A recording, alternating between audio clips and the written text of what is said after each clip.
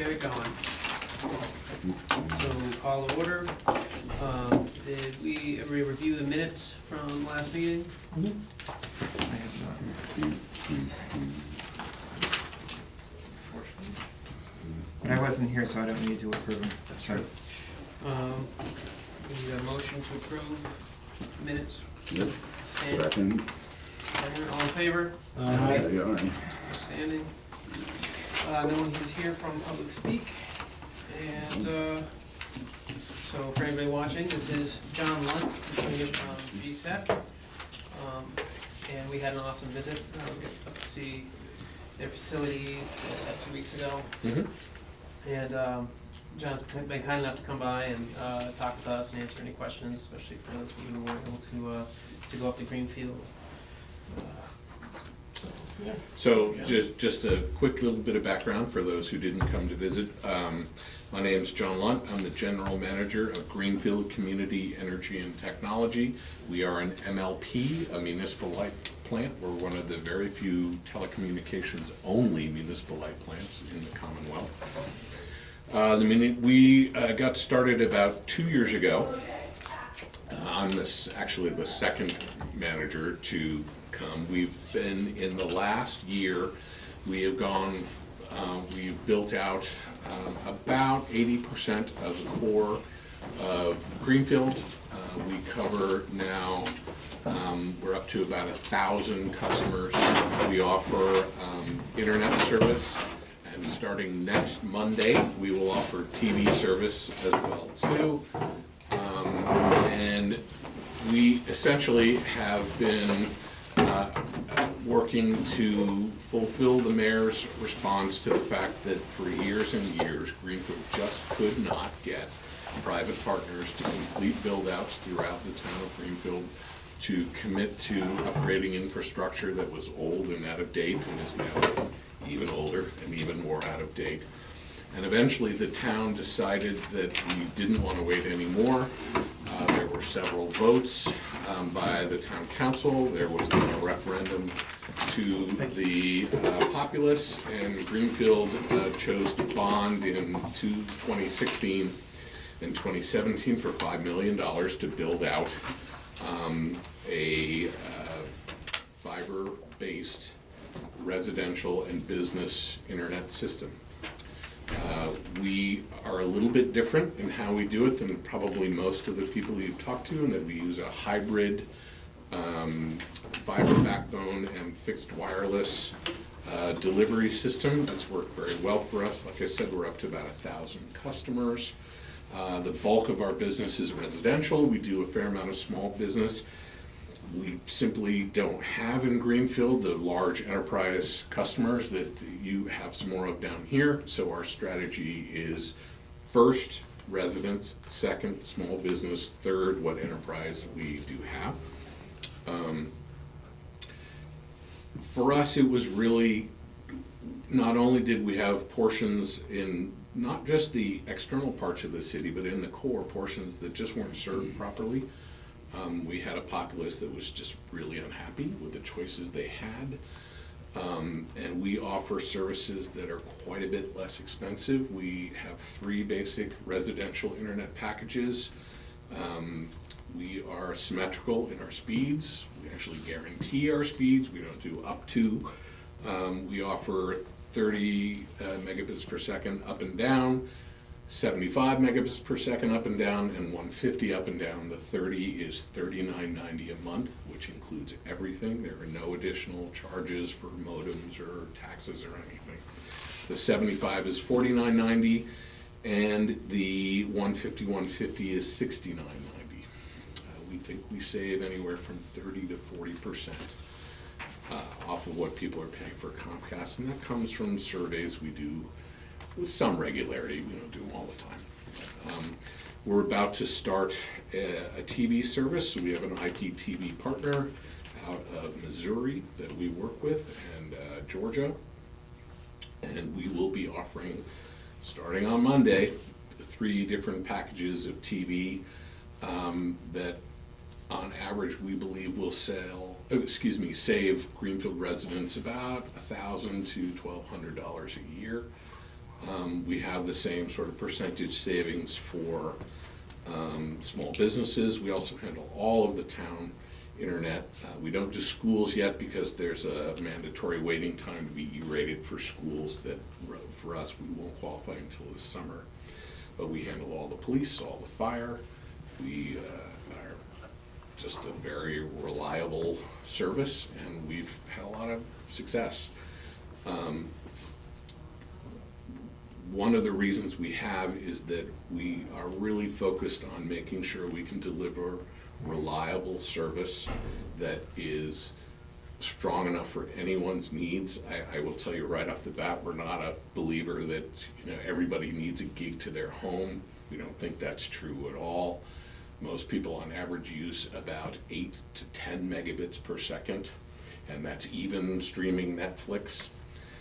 So our focus was really to make sure that we could cover any need that people have and to do it in a really cost-effective way and to do it in a way that didn't require a level of bonding that was just not going to work for a lot of towns in terms of the money that people had to come up with. We generally run about 40 to 50% below what the standard cost of customer acquisition is for the more sort of traditional fiber to the home installation. We actually run fiber out to everybody's neighborhood, but then the last connection that we make is through these fixed Wi-Fi radios to a receiver that we place about this big on the outside of people's houses.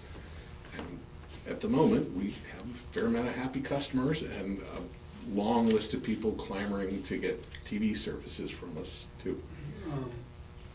Yeah, anytime, please don't let me. So, do you have availability of gigabit, like for like businesses and things? We do, absolutely. We can do it.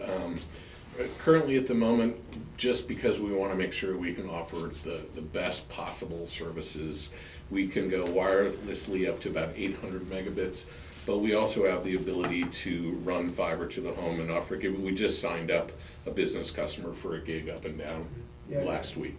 So. And how much more would that be? Well, it depends on what people want. Generally, we benchmark ourselves against Comcast because for us, Comcast is I guess it's Charter down here? Yeah, Charter down here.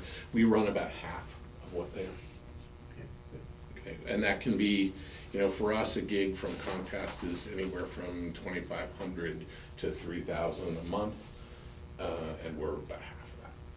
Now, what's the population of Greenfield and Garrison? 18,000. We're about the same size as you. Almost the same size, we're Yeah. 16. Right, we're a little more spread out than you are. Actually, I think you might benefit from that. Absolutely. Yeah, we have people who are miles and miles outside of town and don't hook up to sewer and or water, but they do want to have internet as well. We did say that those were people we would cover too, so we're building it to do that as well. But I think you might find it easier. Yeah, we asked John about the wireless end run and security on that, and if you could speak to that. Sure. There we have very strong encryption on everything we do. What I want to be clear is we don't offer mobile wireless services, so you can't go around town in Greenfield and just stay connected everywhere. We use radios as efficient drops to people's homes. Everything we do is locked to the router we provide free of charge for people. So every single account has their own security, and then we have an extra layer of security on the system as well too. We've never had any issues, and never say never, but we're fairly well certain that we're. But you also have your public radios in the downtown area. We do in the downtown area, right. And while the overall system is encrypted and that's a free service, we don't make the same representations of security that we would if you had your own private service. Us too. Now, so you said that you require like your own router, that's not like an integrated router, and that's a gateway. Not a router. Well, yeah, it's an integrated gateway that offers, the Wi-Fi is built in. Yeah, right. So we have 2 Ethernet ports on the back, but obviously you can do a bridge and a switch any way you want. The truth is, most people use Wi-Fi. Oh, yeah. And we don't guarantee Wi-Fi speeds in the same way that we guaranteed connected speeds. It's pretty close, but Wi-Fi chain, if you're up, I think I told you all, if you're upstairs in the bedroom and you want 150, or maybe you're only gonna get 120 up there. It depends on your home and how far away you are. But we actually spend more time worrying about latency than we do raw speed, because latency is the thing that makes it feel like it's slow, even if you have a lot of speed. And the way we've worked hard to reduce latency in our system, and we run from about 2 to 4 milliseconds. Comcast is usually up around 30 or so. Wow. So the system is very fast, and we don't really try to upsell. We do, what we tell people is it depends on how many people will be accessing the system. If it's an older couple and there are just 2 of you, you just don't need anything more than the 30/30 system. If you are like my house, where everybody and their brother comes over all the time, and we usually have 7 or 8 devices connected, we have the 150. And we probably could get away with less, because when we run TV, that will add, it isn't fully, but we tend to budget for about 10 megabits up and down continuously, because we do support 4K and 1080p. And just to be sure, we actually have our own dedicated pipe from our head end up to Greenfield. And that might push people, the smallest, lowest speed we offer bandwidth for TV is 50/50. I have a couple questions. Sure. That I have a feeling these guys asked. I'm sorry I Please. wasn't able to make it. No problem. Okay. So, first one, if there were a customer who, let's say it was a remote worker on a big data intensive project and they wanted like a fiber to the home installation, is that Mhm. something you'd be able to, you'd be willing to set and make that kind of arrangement? and Sure. Do that, but Sure. they just have to pay more. Yeah, like I said, we run about half of what Comcast does for a Okay. dedicated gig circuit. There's some SLA stuff involved, so if it was a home office who really wanted that, that's fine. If they're willing to live with best effort, it would probably be a little less than that too. Right. We don't use external ONTs, which is optical network terminals, because they tend to be quite expensive. We actually have just figured out how to, with our gateways, we use what's called an SFP plus, small form factor pluggable, and it's a way to translate. We just take fiber and run it right into the house and right into the back of the gateway. Interesting. Now, Yeah. if you had, so you said it was a $5 million bond, is that what you Bond. said? Right. What was the structure of that? Was it a revenue bond? or- Yeah, we chose a revenue bond, and there are definitely pluses and minuses to both. Mhm. If you go with a general obligation bond, Mhm. then you tend to get a better rate. The truth is, as far as the town is concerned, the town stands behind a revenue bond too. That's the way it works. The idea of the revenue bond, and so far we've been fine, is that you pay back the bond from the revenues of the operation. And there are a lot of people who like the sound of that, but it is worth mentioning that there were for sure people in Greenfield who thought that meant that Greenfield wouldn't have to stand behind the bond in case anything went wrong. I just want everybody to be clear. If the town bonds for a quasi-municipal entity, the town stands behind it. And that's something that I think, just for fairness sake, you have to make really clear to everybody. We don't anticipate the town having to ever come up with any money beyond the initial bonding, and we've made our payments so far, and we're in a good position to make them in the future. So it's really more of a political question as what you think people want to do. It would save a fairly significant amount of money over the life of the bond to get the lower rates for a general obligation bond, but interest rates aren't everything. That's really, you will know your own town better, and what you think you ought to do in that situation. That's really interesting. And what's your, at this point, what's your coverage? Are you building out neighborhood by neighborhood, or? Are you... We do. We run an active Ethernet network, Mhm. which we for several reasons like better than GPON. There's nothing wrong with GPON, except the fact that for anybody, no, I don't want to get too technical, but you essentially have to plan out your entire GPON network in the beginning, because your cost effectiveness has to do with how many people you can get to sign up in each little GPON bubble. And it usually leads to you having to invest all your capital up front, whereas with ActiveE, we didn't do this as well as we would if we had started over. But in ActiveE, you can literally bond sequentially over years and just little by little build out your network and monetize each stage of it as you go. So that difference between, oh my goodness, we've borrowed all this money, but we haven't built out yet, so we don't have revenue coming in, the more you can compress that, the smarter I think that That's is. super interesting. One last question, Absolutely. and then I might have some more. When you were talking about the TV situation, you partnered with some folks. What could you just broadly like expand on that? I'm really Sure. interested, because that's definitely a thing you hear people are saying, well, if you Sure. switch, am I gonna lose my TV? So what we did was found a partner. There's two different parts to TV. First of all, there's the technical ability to offer that service over the internet. That's actually the easy part. You need what's called an IP feed, which is essentially a feed that goes through the internet from a fixed IP address. The hard part is dealing with Hollywood.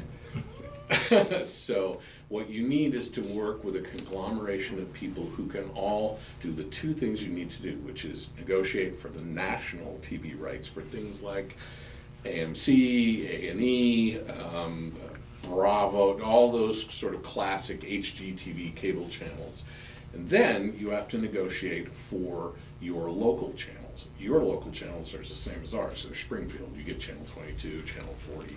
Okay, so and then you have to negotiate for regional sports. So for us, we didn't really care about Fox Sports Missouri, so we had to replace that with NESN and NESN Plus. So once you do that, then the best thing to do is work with aggregators, because the equipment to run all that's very expensive. And there are several, and part of the issue is figuring out who's okay to work with. It isn't always the most pristine industry. But we, after doing a lot of research, found a partner who's been great for us. So we, and the thing that works for us is we are never charged for anything until we have a customer. There's no flat fees, there's some investment up front that you make in machinery, but it isn't too onerous. And we essentially pay a flat rate per customer. We mark it up as we see fit, which we did solely based on the fact that we wanted to be competitive in our marketplace, and we're nonprofit organizations that don't really care beyond being able to make enough money to service our debt and be sustainable in our operations. So that lets us, we have pretty much every cable channel you can think of. We offer Showtime, Stars. The only one we don't do is HBO, because HBO is increasingly moving towards just being their own stream to everyone. So literally the price that we get as a company for HBO is the same price you or I would get for going to HBO Now. It's $15 a month, period. And so we just say to people, so just go direct. That's fine. We don't want to try to lock you into us if you don't need to be. We have a free DVR included. We focus more on that breadth of channels and DVR, and a little bit less on demand, because everyone has Hulu and everyone has Netflix, and all the on demand you could ever possibly want to use is on there anyway. So we didn't think it was worth it to just sort of duplicate things that people were already paying for. And in the end, that let us have a product that's really organized around its really exceptional quality. It has a really wide breadth of channels. If you compare it to Sling, YouTube TV, any one of the other ones, we offer far more channels for the money. And we focus on that and a really good DVR and a system that works really equitably for people. And that's just the choices we made. You might make some different ones. You might decide that pausing live TV is the most important thing ever. And if you do, that's great. You can set up packages to make it work that way. So it's a good flexible way to do it. We are a reseller for them, but you know, there's a lot of ability to customize things for each community that comes into that. Thank you. That's awesome. Yeah, and I think that might be interesting, or to like kind of establish like how much each channel or each package will cost, and then give it out to the Easthampton community, because like I guess is that there's like some people who have like this one channel that they really want, and I think it would be important to get the interested community involved. So what I can tell you now is we offer 3 basic packages. We offer a package that has 50/50 internet and essentially all the main networks plus the weather channel and, you know, home shopping network, things like that. And that's $69.95 a month, period. We offer the most popular, I think it's like 28 out of the top 30 cable channels. And the whole overall between network and cable, our mid-level package, which is the one we think will be easily the most popular, is 130 plus cable channels. That's 100 meg up and down internet, and that's $99 a month. What's Charter paying now, or what's Charter? Just TV? Yeah, I mean, like just my internet is like $70 a month. yeah, but the TV. And I Yeah. don't even have a TV. Yeah, Yeah, I have the same problem. in Greenfield, the average person for a bundle pays somewhere in between 100, it's actually gone up again because they've raised up modem prices again, so now it's somewhere in between 180 and 200. And about half of the respondents to our last survey paid $225 a month or more. So we have people who have called us up and said, I'm literally gonna save $1,500, $1,600 a year switching over. Our highest end package, which is just every single, I think it's 170 channels, plus 150 up and down internet, is $119 per month. For the lower package, if you just want more internet speed, you can add 50 meg a month for $10. So, and then we have Stars and Encore and Showtime, and then all of those together. And all of them together is $19 a month, and Showtime's the same as that's sort of mandated. Showtime's $10.99 a month, no matter where you go. So. And you said you provide DVRs for free? And Do. Is it just one, or if they have multiple? It's a cloud DVR. You can record as many different shows as you want. There isn't a limit to that. At the moment, they last for about a week. We're building that up. We want to eventually end up around a month, but it's really terabytes of storage to do that. But do you need boxes on all of your TVs to communicate? No, most people use a Roku. We're actually just a Roku channel. And it's TrueVision TV, and you click on it, and the interface all happens within the Roku. We had talked about selling it to people. I think we've decided we're just going to give people the Rokus in the beginning and help them get it set up. And since the DVR is a cloud DVR, the nice thing about that is it also works on phones, it works on tablets. Apple is extraordinarily slow. We're about a month away from them approving the app. Everything's all done. We're just waiting for them to come back and say okay to us. It does not work on Amazon because Amazon just won't allow anyone else to work on their operating system. So right now we work on any TV can take a Roku, and the Roku has all the features. We showed you some of them. It's got a guide. You can set favorites. It has last channel. It has DVR. It's a good system. And we think most people will just use a Roku, and you can, we don't charge, you have to get another Roku, but we don't charge a monthly fee with the first 5 devices you want to use it on are free. So in my house, it was $19 a month for every additional TV you wanted to use, and we don't do that. They gave us a demo when we were out there, and it's pretty seamless. I mean, it basically looks like the charter interface with the menus and things like that. It's pretty cool. Yeah. It is. Nothing's perfect. I mean, there are things people like about different, but I baited it for about a month in my home, and after about 24 hours, it's just TV.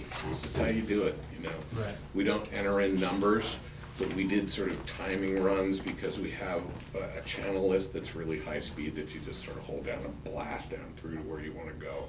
And the truth is, if you're on NBC and you want to get up to CNN or you want to get to ESPN, by the time you punch it all in and the TV changes, it's just as quick to go that way. So it's just different. They're all different. Charter, I'm sure, has an interface that's a little different from Comcast. But I think the best thing I can say about it is it rapidly just becomes TV. It's just a lot less expensive. Yeah.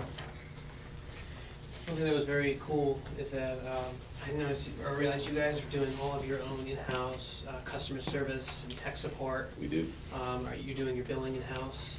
We do everything. We do all our own building. We have our own outside plant team. We run all our own fiber. One of the ways that we keep costs down, because that's a pretty central tenet of GSET, is we sort of felt that people were saying, you need a gig. We had people coming and talking to us about 10 gig to the home, which is absurd. The entire town of Greenfield runs on 100 meg. The entire town of Northampton runs on 100 meg. So that sort of speed is just, at that point, it's just marketing. And so what we thought was, we're gonna give people more than enough speed. And our plan is to, as we go along, the next step for us would be 200, which we can do easily now. We just don't need to do everything right away. But really, we decided that controlling the whole thing and integrating the whole thing, our billing system is integrated with our provisioning system. We literally think that you just plug it in and it automatically provisions itself. We spent a lot of time writing a lot of code. It is a proprietary system. We do own it. And we're actually just moving forward with some proof of concept work in Hyannis and Falmouth and Provincetown with a group on the Cape, where they run backbone. So in that case, they want to run their own backbone fiber, and we'll pull all the local stuff and Now, just run the network. how do you, as a municipal, how do you, deal with binary things? I mean, Sure. nothing's gonna. MLPs are constituted under Mass General Law 164. Yeah. And 164, Chapter 47C allows for exemptions to the open meeting law and the open records law, where things that are considered trade secrets, which our own proprietary system certainly is, do not have to be disclosed in the same way. So it is built into the 164 law. Chapter 164 it's not Chapter 47C, it's Section 47C in Chapter 164 is the law that governs all MLPs. Yeah, I've looked briefly at it, and there's some things that are very, convoluted. Oh, yeah. But I'm being a big proponent of open source. I think that I would like to see Easthampton go as open source as possible. Well, we base everything we do on open source software, and we're very hardware agnostic. So for example, we don't just buy Calyx systems and lock people in. We work mostly with hardware vendors who just have products that we think fit what we do well and are cost effective, but if we wanted to change vendors entirely, we could. That doesn't mean that we don't have our own proprietary and we don't give that away, but when we work with someone else, if they decided they wanted to go a different direction, they would be left with open source compatible hardware if they wanted to, for example, do their own. Whereas once you allow Calyx in, you'll never run anything else. No. So, or Cisco or any of that. Yeah, if a resident of Greenfield wanted to like use some of the, I have no idea why they would want to do that, but if a resident of Greenfield wanted to like get access to your source code and like schematics and things, could they do that? No, because we would consider that a trade secret. It's difficult in Greenfield because we're a municipal organization. Yeah, exactly. So ultimately, they are the owners. Yeah. But in this case, the law that supports 164 basically says that the potential damage and the lasting and irreversible damage to the entity takes precedence over somebody's ability to say, you gotta give it to me and I'm gonna put it on Facebook or I'm gonna put it just out. Because the possibility of damage to the revenue of the town is such that the government allows for that to be kept secret. It's an excellent question. And honestly, there's a tremendous amount of work that went into it, and the town invested a lot of money. So the idea that someone would take that and just give it out would cost, it's something that everyone, including me as a citizen of Greenfield, I would be really upset. Because in the end, then all the money that was invested, that I do my part in paying back, would be for nothing. Well, So the creation of value partly is always the protection of that value. yeah, and like there's the standpoint where the value is in the help of the community, Yeah. the larger community. True. And the input that the community can give back. That's true. I'm curious to know what the business model is and what portion of it is proprietary. Sure. So, if I might, Yeah, just, yeah. so one method of control is that all of the board members that have control over what can and can't be deemed proprietary technology are appointed and by the mayor and voted on by the town council. So if people don't like what's going on, they can ask to be appointed, and if the town council wants to change people, they certainly can. So I report to a board and they have oversight on everything we do. What's considered proprietary are, you could buy all the same equipment, but if you didn't have the software to run it, then it wouldn't work. So in the same way that, and all the time and effort that the town spent, that GSET spent on behalf of the town, developing that intellectual property is what is the Okay, part so if you could describe the software a little, I'm a programmer, so. I'm really talking about the routing and control systems that essentially integrate the core systems with the exterior systems, the switching, the routing, all the work that happens to make things work seamlessly, all the things that we do to ensure that we multiplex in certain areas, we use bidirectional fiber in certain areas. That requires that we approach things in different ways. I am not the CTO, so I am by no means the person who knows the ins and outs of it. I'm the business guy. We have a CTO who I'm sure would be happy to talk to you. Yeah, If you had any more particular questions. Yeah, I'm not trying not to answer No, I some of what understand. you're asking me, I Yeah. just don't know.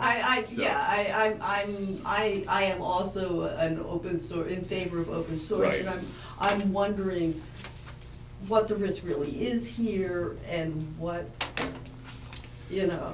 I actually have. It doesn't. It's okay. Yeah, Okay. yeah. When it comes to, you did just mention one thing that I'd be interested in talking about. So you're talking about your board, and it reminded me, Greenfield was like founded an MLP for the purpose of doing this, right? Correct. You don't have municipal electricity or gas. Or We're an aggregator, but we don't have a formal electric MLP. Okay, so did you, so the town council then, like, designated Greenfield as an MLP for the specific purpose of Absolutely. doing this? Yep.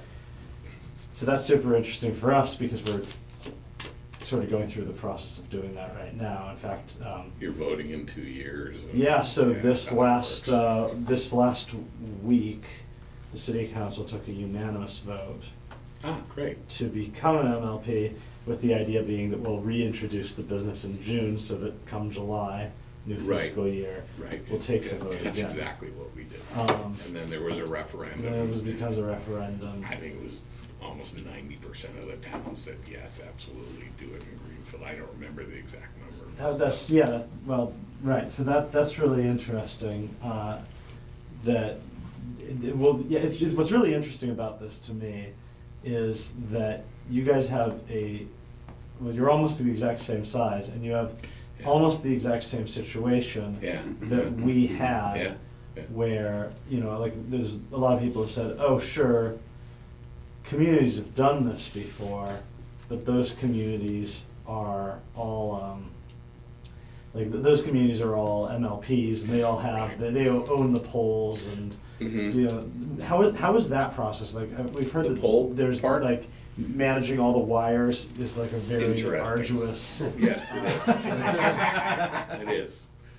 It's doable, but it's certainly not the most fun part of the whole thing. Yeah, and that would be a reason why to do the Wi-Fi, or wireless. No, you still have to get to. Yeah, Oh, yeah, you yeah. still do. Yeah, but we don't need to go like everywhere, you just need to go, everywhere that, is line of sight, so.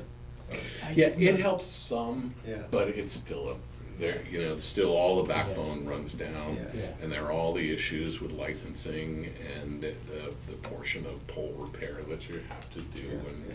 how hard it is to really project what that's gonna cost over a certain amount of time, and make ready work, and what that means for municipalities versus private companies. There's a lot. How many, I don't expect you to have this number off the top of your head, but like, Sure. what ballpark range, what percentage of your poles did you need to like outright replace? They don't do it regularly, so it's hard to know. They can literally come in and say, well, we've been waiting for years, so there are 100 poles that we want to change, and your cost is $18,000. Our answer to that would be, no, we're not going to do that. Let's stretch it out. So it's an ongoing negotiation. And they're not, I mean, the people I work with are very reasonable, nice people. It's just a complicated subject. They're not Right. terrible folks. They just have the things they need to do, and there's a back and forth, and there are a lot of people on the polls. So there are a Yeah. lot of people with different ideas about what should happen, so it requires just a lot of communication, which is not something that in the very beginning Greenfield did very well, I'll be honest, and it took a while to sort of fix that up. I will say that, again, we're the second management team to come in, and the first one certainly made its share of mistakes, as someone new would. Hopefully, knock on wood, we've learned a lot from that. But there's a lot to consider. That's really interesting. What kind of coverage do you guys have right now? You're how many years in? We started building out about 17 or 18 months ago. That's No, cool. 19, I'm sorry, 19. Almost 2 years. Almost, yeah.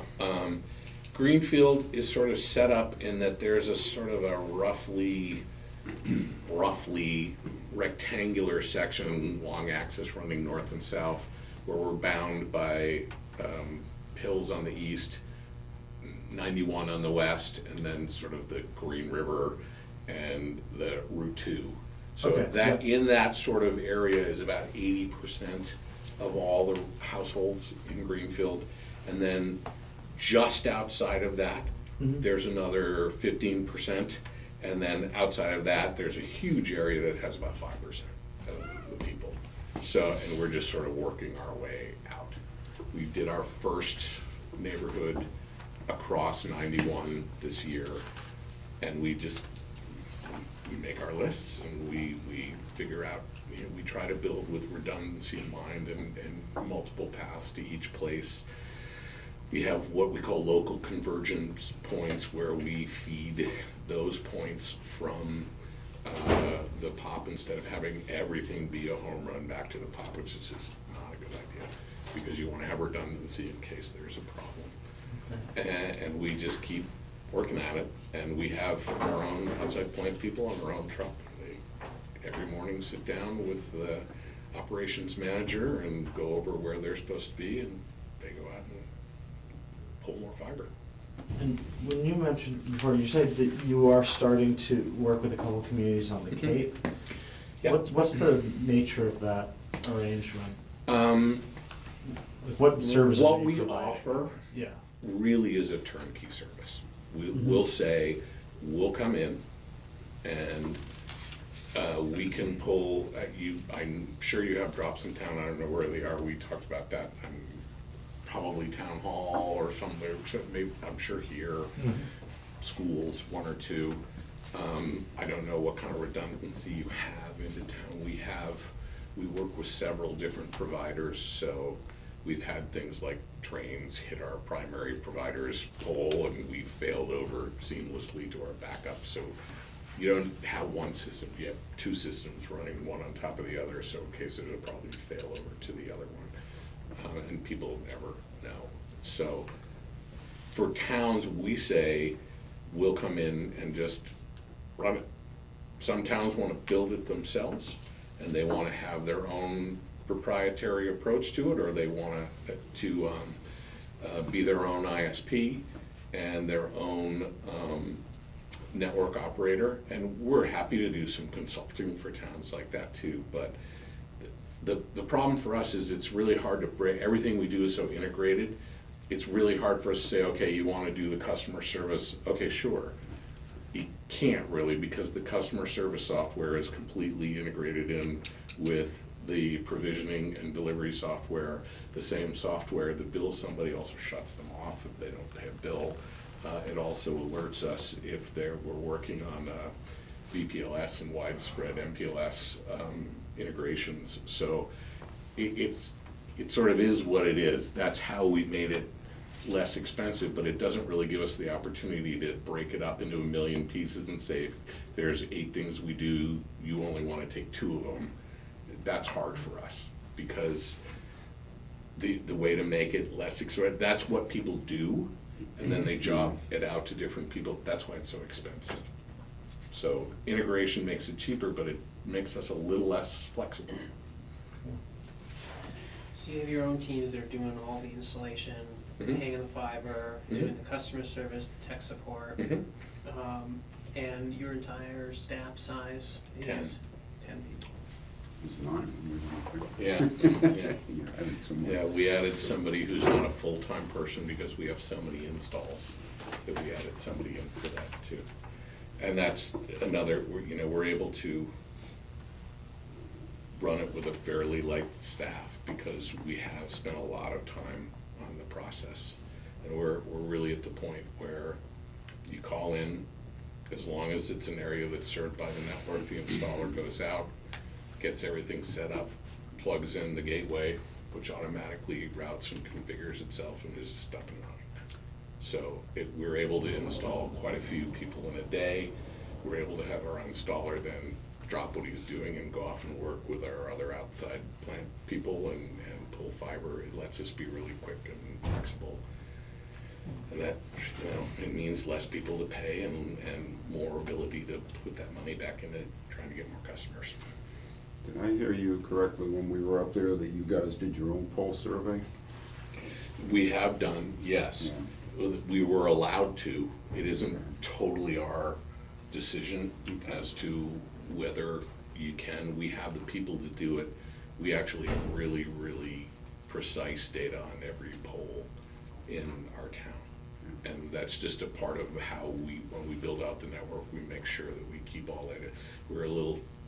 We keep a lot of data. I showed you our customer support map. We really, we really keep everything. We keep track of we have our penetration rates to the second. We keep it broken down in a lot of different ways. So we try really hard not to guess.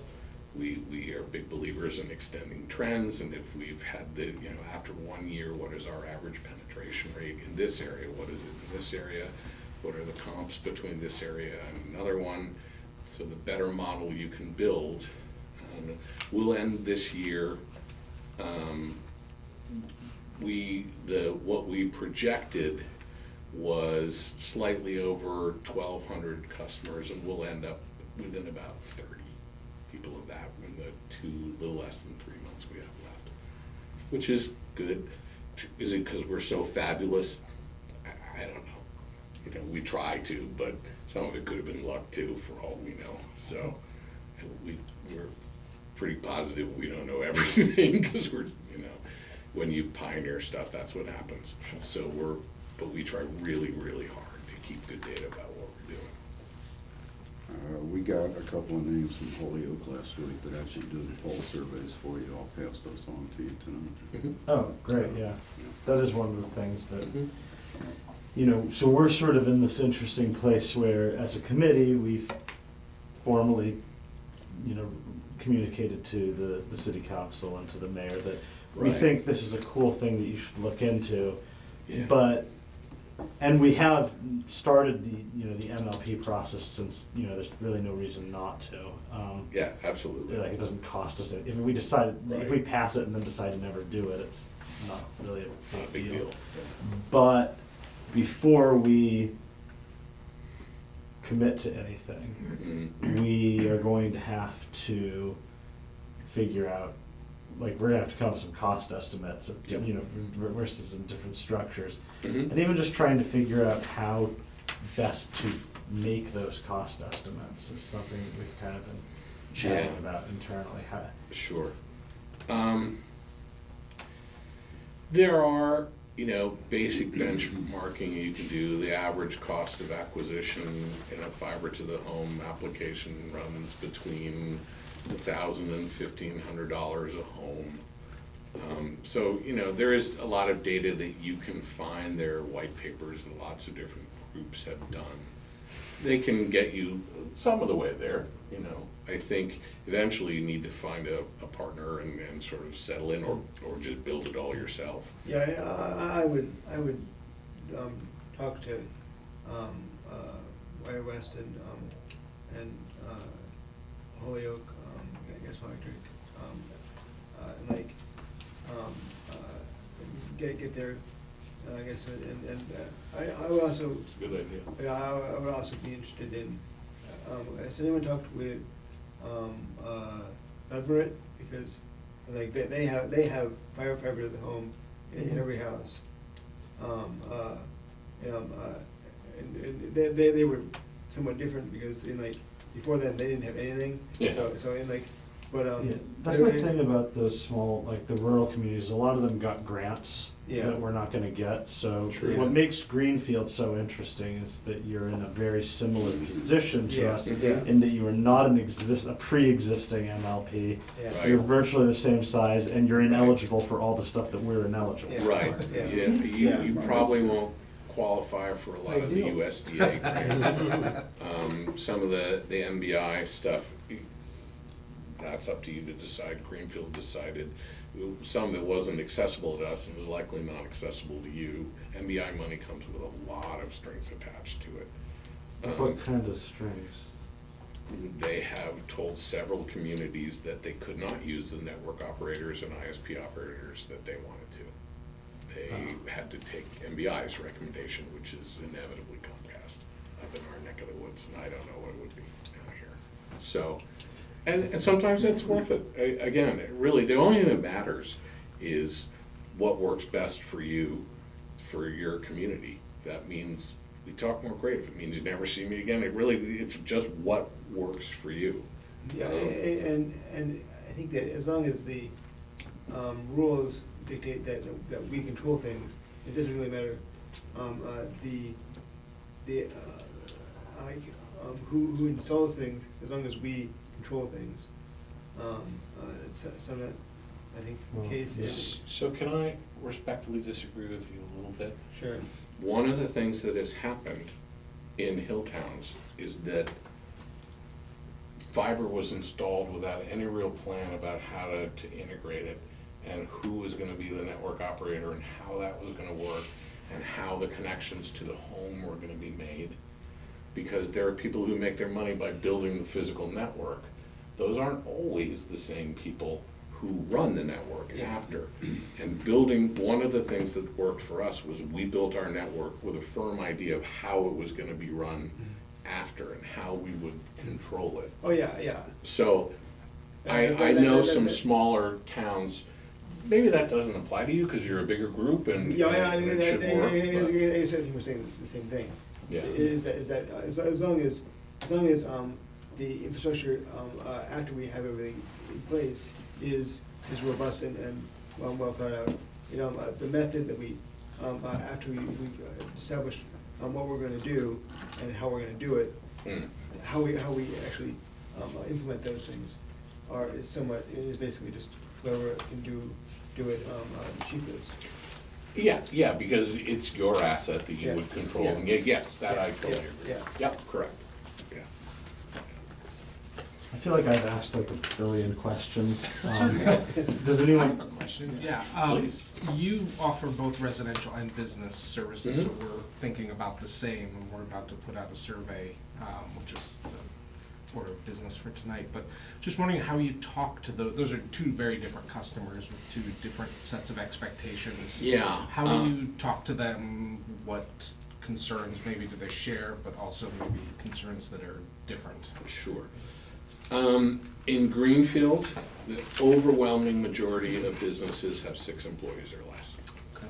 So they're not as concerned about SLA agreements, service level agreements. They're looking for reliability. We have a 99.9% uptime, but we don't offer SLAs currently. We could, we just haven't found people that have really requested them of us. So we offer them, it is built off of our enterprise software, so it is a little bit more robust.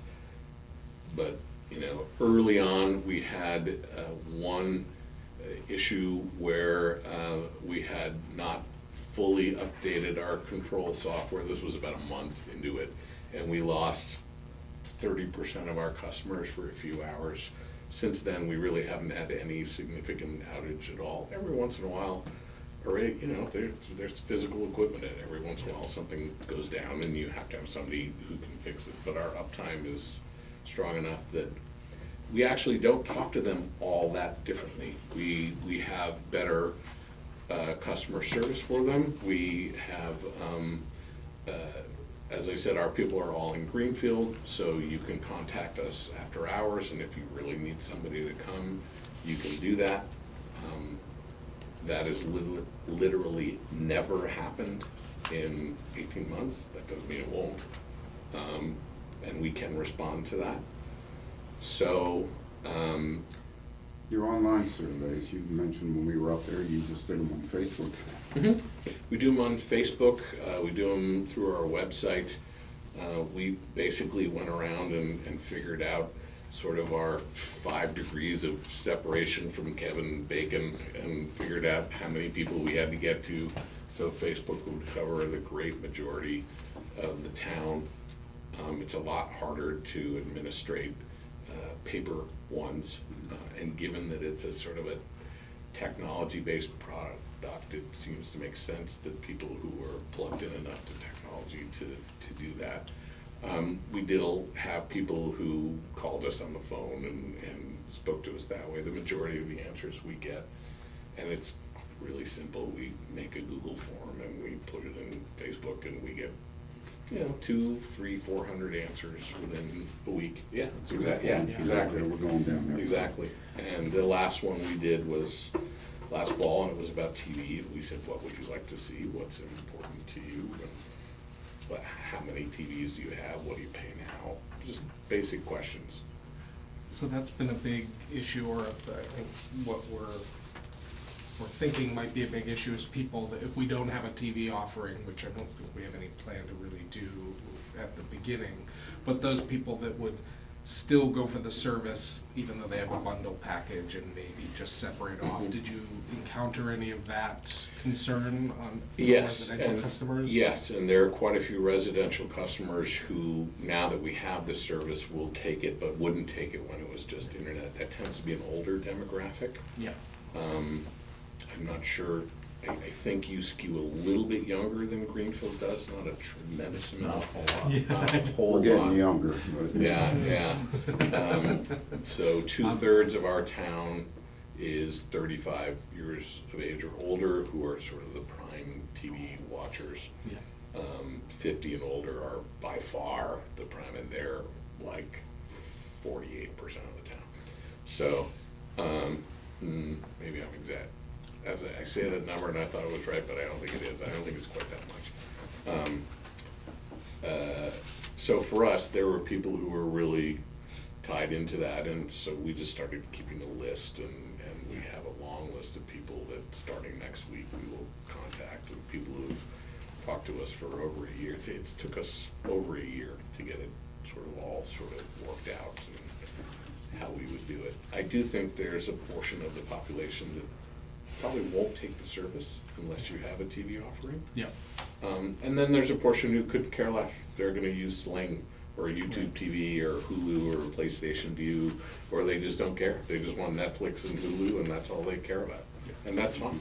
And we have those people too.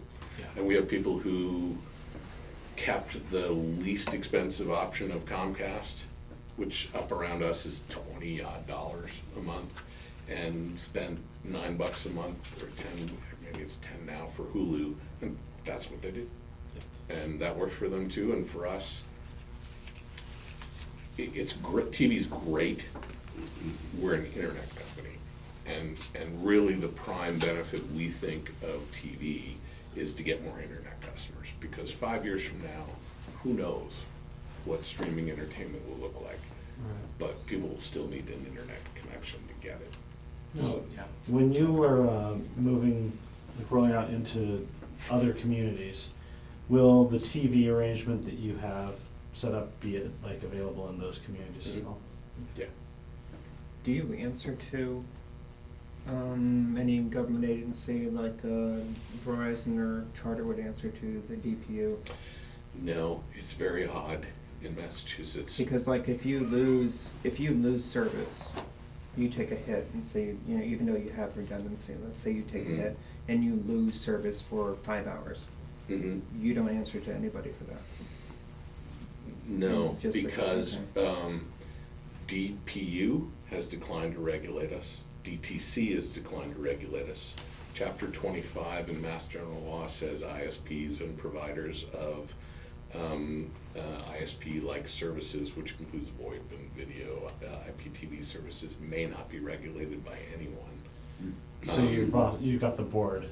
The board, Department of Revenue has some say. I don't actually think that's a good thing. I think that we've been working with our representatives to say, hey, probably it would be good if there was a regulator, because we think eventually they'll get around to doing it. It would be better to, as more and more communities want to work that way, to work entirely outside of a government regulatory framework as a municipal entity. We just don't think is wise in the long run. So we are working with them with our thought, and it's just our thought. We don't have any compelling evidence says probably the Department of Telecommunications and Cable seems like it might be the best home for us, because we don't do power, but they don't agree. And I doubt it's something that will be solved anytime in the near future. So what we do is, if we have an outage, we credit our customers for the time we're down. We don't lock anybody into a contract for anything ever. So you can leave, you wake up and decide you don't like us anymore, you can leave that day. If you decide 2 weeks later that going back to Comcast or Charter was a terrible idea, you can come back. So we don't lock people into anything. That's not the same thing as a proper regulatory environment, but we don't have that option at the moment, and you likely would not have that option in the near future. So that was our best. We work, I am not required to, but I meet regularly with the city councilor, with city councilors and with the mayor and with the finance department, just because we think it's a good idea. You know, we're not busily trying to tell everybody else that they have to stay out of our business and have to stay away, because we just don't like that idea. We're a community organization. We ought to be tied to the community and responsive to the community. So we try to do it as much as we can. On that note, so you're feeling pretty confident about paying off that bond? Yeah. How long do you think that'll probably take? 18 years. Okay. It generally, that sort of there's something called the law of two in a municipality, that within 2 years you have to begin paying down principal for bondings. That's a little bit, there's some flexibility because we use bond anticipation notes for the first several years. You can do that for 2 years, where you just pay interest, and then you have to begin paying off your bond. There are 1,000,001 ways to work with outside bond counsel. I'm sure you have a good outside bond counsel. It's a really good idea to have a good outside bond counsel, because at some point you may decide you want to defease the bond and restructure your debt, and bond counsel can certainly help you with that. MLP law basically says if the town is going to stand surety, then they're the ones who can appropriate, only they can. Mm-hmm. There is not really a lot of agreement on whether or not MLPs can bond privately. I don't have an answer for you on that. I think that's really up to you and your community to decide what you think is best for you and wisest, and what your legal counsel's interpretation of the law is. You should definitely have legal counsel who is wise in the ways of MLPs. There are quite a few out here. Mm-hmm. Ours has been invaluable and worth every penny we pay her. So it's a really good idea. Great. Once you start offering widespread phone service over your network, will you have any obligations or responsibilities with regard to 911? Yeah, yes, what we do is we contract our phone service out to a company that handles all of the taxes and fees that are by federal law associated with phone service. Okay. It's a VoIP-based system. Right. So E911 is the requirement there, and we're fully compliant with E911, and we go through all of the issues that we have to make sure that we are. But we don't do that in-house because it's a particular skill set, and we didn't think it was worth it for us to do. Right, right. So we just found a partner. One thing we've been discussing is the relationships between this sort of a thing and how it affects like local access television. Because the more people are cord cutting, Right. that's potentially cutting into their revenue stream. Mhm. That's a pretty essential service locally. Do you have any sort of arrangement or understanding with? So we're actually in the middle of talking with, ours is GCTV, Greenfield Community Television. They're undergoing some changes, so they're not totally ready to talk to us right now. But I was the head of the Cable Advisory Committee in town, and the contracts that community television signs with the town that include the money that comes to them, that includes what's called PEG access, public educational governmental television, both in terms of the flat fee and in terms of the royalty fee, are really, really tightly controlled by those contracts. adhering to them means you are a certain kind of company. We would have to change the entire company we are. We don't think we even can legally enter into that kind of agreement. So we cannot compel people to pay public access. What we've said to GCTV is we will put it on every bill. We will do all the work to collect it. We will give you 100% of it. We will show you the books. We will be completely open and transparent, and we will bend all marketing efforts to saying you really should be doing this to support it because they're a community organization. So are we. We really strongly support them. We just are not legally allowed to compel it in the same way that Comcast is. Will that work as well? I don't know. But that's the best solution that we can come up with at the moment. So does that mean the bill would be something like, if it's $100 for your service and you add $1 for the public access, would it be 100, would the total say 101, or would it say 100? It would say GSET charges $100, Yeah. Public access donation, Yeah. whatever it is, I think Yeah. it's $6 and something Okay. cents in Greenfield. So you I could don't know have two what it would be here. totals that they could pay, okay. But they'd have to like opt in and agree. Yeah, and I think we can have them opt in and then just do it from then on. We're not allowed to make them opt out. They would have to make a representation to us that this is something they wanted us to do on a regular basis, and it would be a donation. Going forward, do you see any like 100% of the revenue generated by your organization staying within your organization, or is there some money that's going to the city itself? So that's another legal issue. We're currently an enterprise fund. We likely will not be forever. In the beginning, that can be a good way to do it. Both enterprise fund and enterprise fund is technically supposed to keep all its earnings within the enterprise fund. A Chapter 164 entity is supposed to run completely separate from the rest of the municipality, and the finance department is to have only what they call ministerial obligations, which is they essentially perform the functions of transferring money, because all monies in a town, all assets of GSET are owned by the town of Greenfield. Right. So the town auditor has jurisdiction. One thing you can do that we've already set up with the council is you can have a pilot agreement.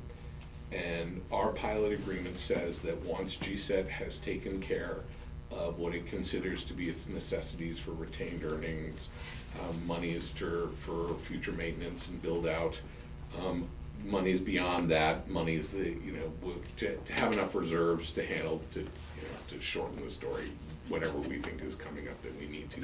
Beyond that, it's our intention to return the money to the town, to the general fund of the town. Okay, that's super interesting.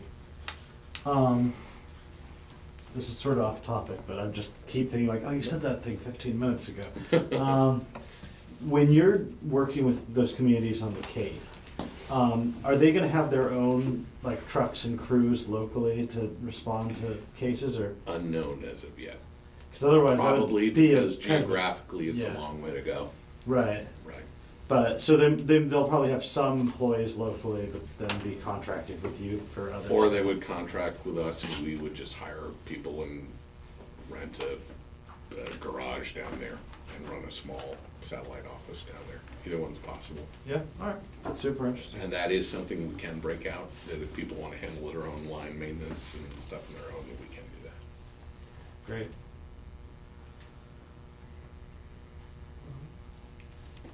This is super interesting stuff. I'm so It impressed. is. Oh, Yeah. thank you. You know what? It's fascinating. It really is. It's something that every day somebody comes in and says, this is amazing. I never had this before. We're trying to work with the schools. One thing you're not supposed to, you can't really run a sale. You can't really run, because we're really more a utility than anything else. And even though we're not technically bound by the law, we try to act like we are, which means we try to treat people the same. But you can do things for children with free and reduced lunch.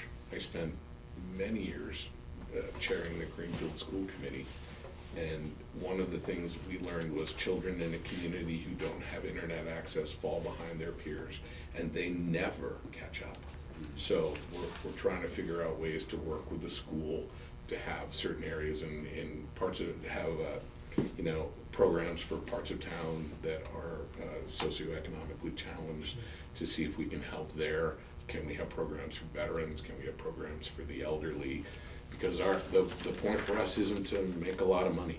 The whole, you know, nonprofits need to make enough money that they can stay. Right. Really, and that they have to be sustainable, and they have to be able to put aside some reserves just in case there are problems. Beyond that, we don't have our votive, and our goal is to just put it back in our community, and instead of having it go somewhere else. Maybe somebody has some more money. If people save $1,200 a year getting our internet and TV service, that's literally 25% of their entire tax bill for the town of Greenfield. And I can't think of any other government-based agency that has the ability to make people's lives better. And if they're gonna take that money, they're gonna go downtown in Greenfield and they're gonna spend it at a restaurant, or they're gonna buy something locally. Sure, some of it they'll spend on Amazon, but a lot of that money we really think will circulate back through the community. And so we think it's a tool for economic development as well. How do you spend on our next override? Yeah. Yeah. Yeah, I was gonna say, it's not lost on me that that's in excess of what a lot of people's property taxes are about. Rating is up. Right. So So- Greenfield sort of classically has very low property values, so our tax rate is high, because those are two sides of the same coin. And Sure. people are constantly complaining about how high the tax rate is. And what we say is, so get GSET and save some money. Was net neutrality an issue when you guys did your survey? Yes, we do not control what our upstream providers do. So if they work to throttle us in certain ways, then, and we work, you know, really with level 2 and level 3 providers. And we haven't seen anything yet.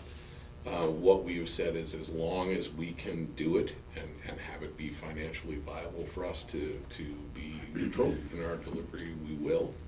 If it ever gets to the point where we're just being forced economically to do it, we'll be as open as we can about what's going on and why and who's charging us, what charges we're getting charged, and what we'll pass along. I actually don't think it'll ever happen. No, is net neutrality an issue in Massachusetts?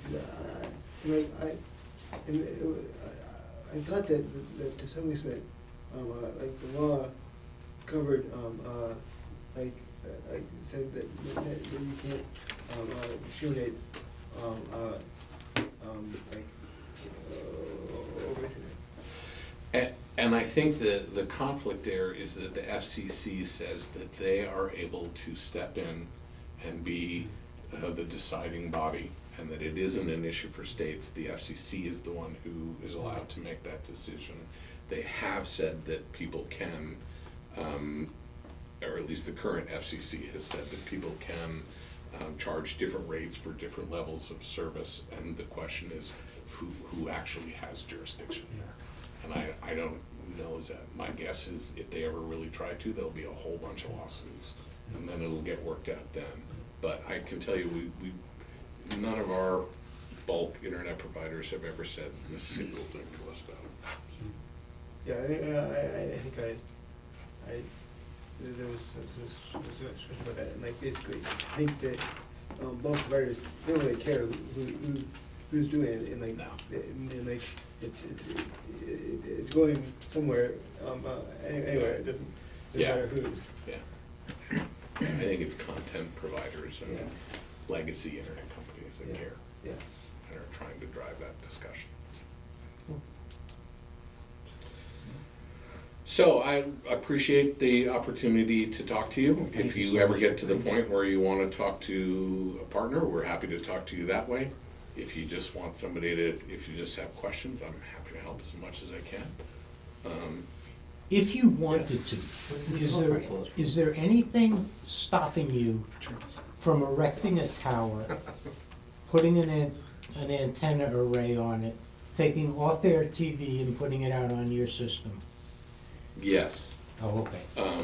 because there are laws about retransmission. Ah, okay. So if okay. you're an unlicensed retransmitter, that's against the law. Okay. We actually have our antennas in Springfield, but we had to negotiate retransmission rights Yeah. with every channel, which is for us, it's Okay. NBC, ABC, CBS, CW, Fox. Okay. So a homeowner is not bound by that because they're not sending it back out? Right, there. Okay. Now, if you technically did it and then let your neighbor sort of splice onto your cable, you Sure. would technically be in violation of the Sure. law. Nobody would ever come, but would be. But at the level of, if Easthampton did it, for sure, Sure. somebody would come. All right. Good idea. Well, yeah, we were so close. Darn it. We thought about that too, we tried. We got a solid no, we were like, on the oh. star on Mount Tom. Oh, yeah. Mount Tom is the bane of our existence. We're in Mount Tom's yeah, 'cause- radio well, yeah, shadow 'cause in in Townsville. Springfield. Yeah, right. Which is why we had to put our antennas down in Springfield, because we couldn't get any local channels because of Mount Tom. I got a crazy question for you. Sure. Sort of, this is off the road. Where do you get your telephone poles from? We don't own any telephone poles. All our guys don't? telephone poles are owned jointly by Eversource and Verizon. Okay. I have no idea what your situation is here. Similar. Yeah, yeah. Pretty much. So if a pole needs to be replaced, you go to them and say, or here's a list of poles that needs to be replaced, and they'll tell you, well, we can get to it when, No, it works exactly the opposite. Oh. They're the ones who do it. I mean, I think there's a pole in Greenfield literally that's like hanging, and people call up and say, this pole doesn't actually go all the way to the ground now. So, and they will fix them. And they're, like I said, they're a great sort of punching bag for people, but really most of the people I've dealt with there have been very reasonable, nice people, and they have an asset and they're charging you to use it, and it's pretty standard. You know. Do we agree with everything they want to charge? No, but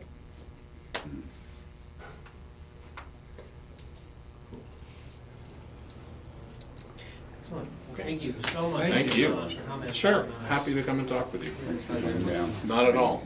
Once you've done your next vote, think of us. Thank you. Know where to find you. Okay. Great, great, great. Nice to meet y'all. Y'all have a good night. Thanks for coming down, John. Bye, no problem. Thanks again. Bye-bye. Some new people in the room, can we do introductions? Yeah, I don't.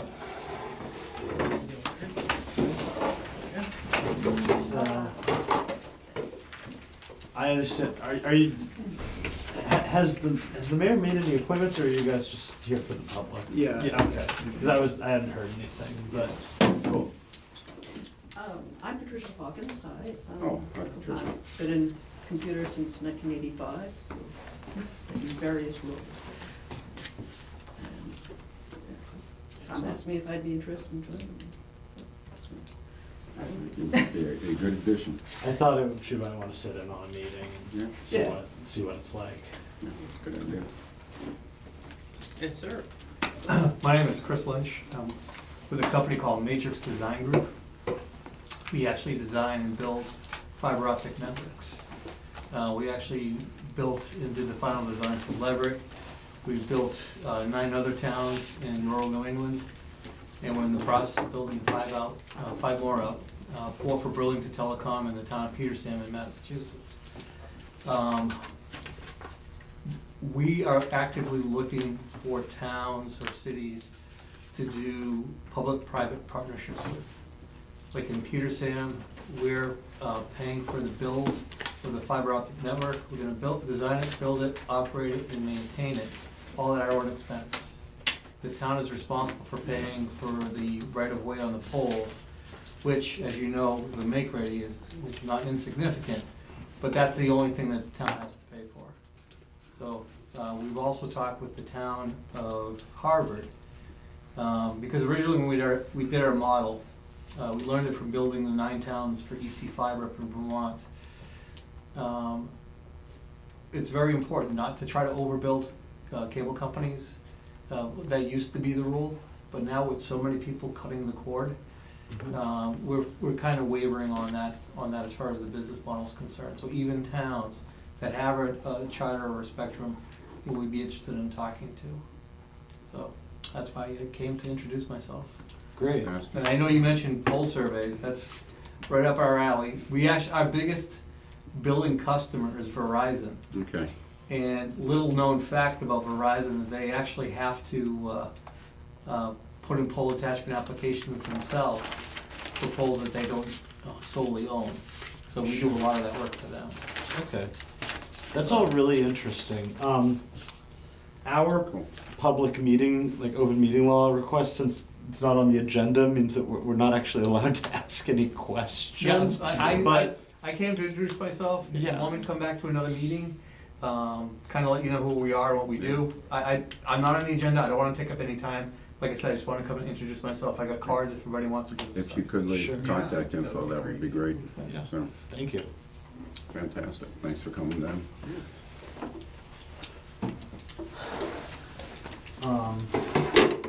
So what are we on?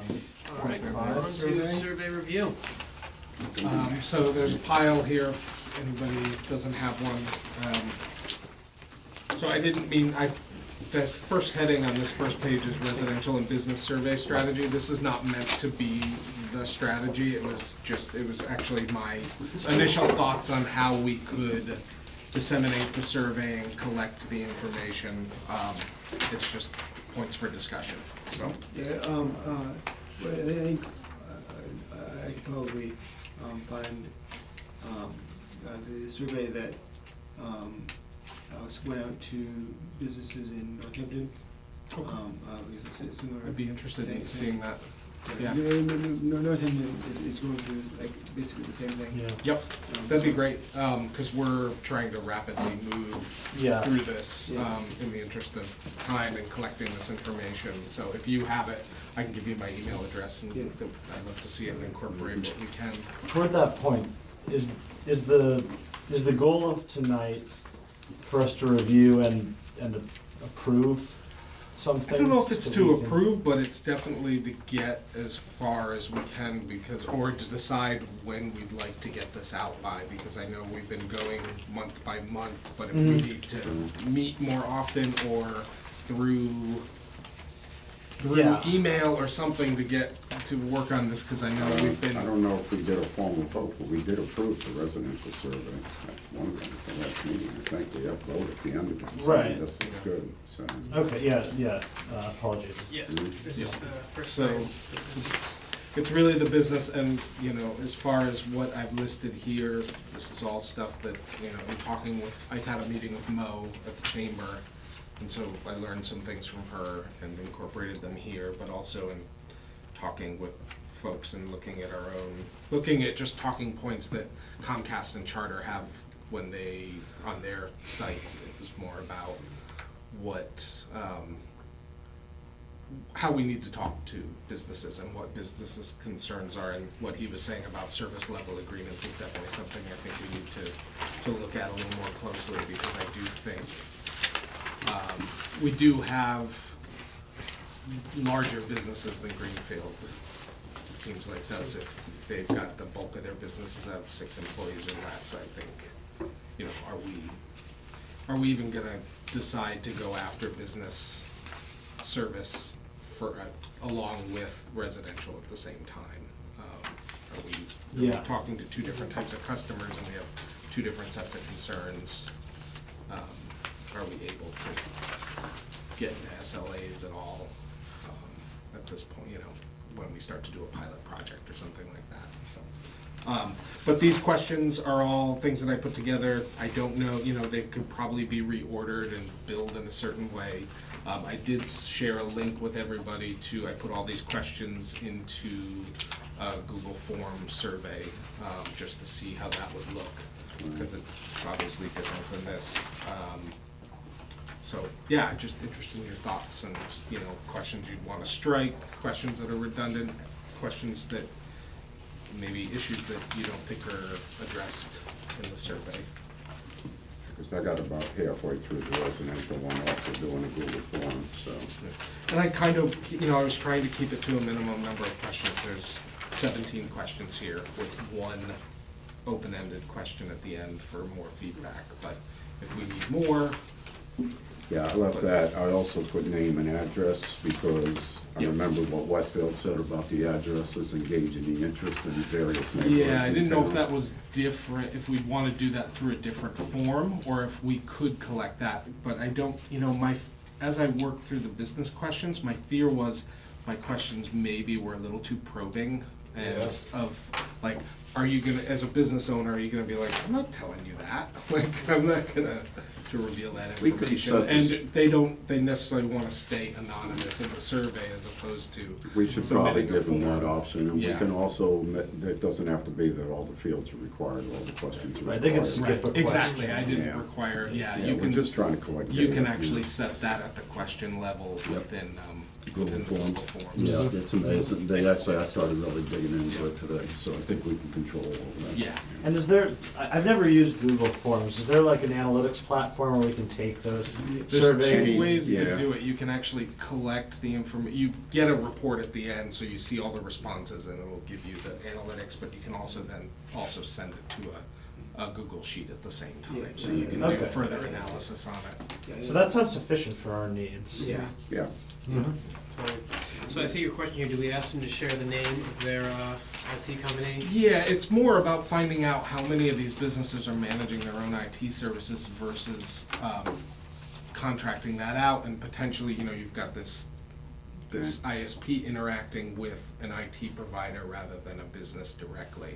I don't know how There aren't that many that options business in works. town anyway. Greg could probably tell us more if he were here.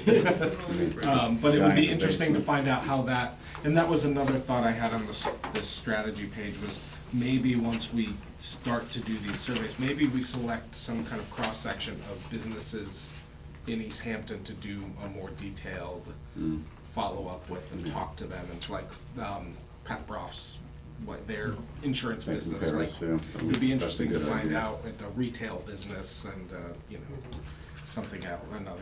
I think we can have, I'm not sure about the business one, because I know you're still talking to Mo about that, but we could have this guy in a pretty much final form, because I'm rearranging questions and stuff Okay. too, but I'm not changing the content, and have it online. And at that point, everybody has access to it online. You can say, well, can you change this, can you change that? And then we could actually have an official sign off, and I think then we can go public with it. Google Forms allows you to do it through Facebook, through Twitter, through your website, and even email if you want to get on that route, which. Right. So, Yeah, you can just share a link to the. How do we know that we're specifically reaching a business as opposed to just throwing out a general survey? So we would have a different, separate surveys, Right. so Okay. business Yeah. and a Business and residential. residential. And the business, one, we can go through the Chamber of Commerce, they have a monthly newsletter, that we Okay. could ask them to share it. Even though they have businesses that are outside of Easthampton, you Right. can ask, filtering questions, just like, are you a business based in Easthampton? Right. Yes, no, no, thank you for your time. Is there something other than Chamber of Commerce? Because there's a lot Yeah. of businesses that have nothing to do with the chamber. Right, yeah, so there's always Facebook.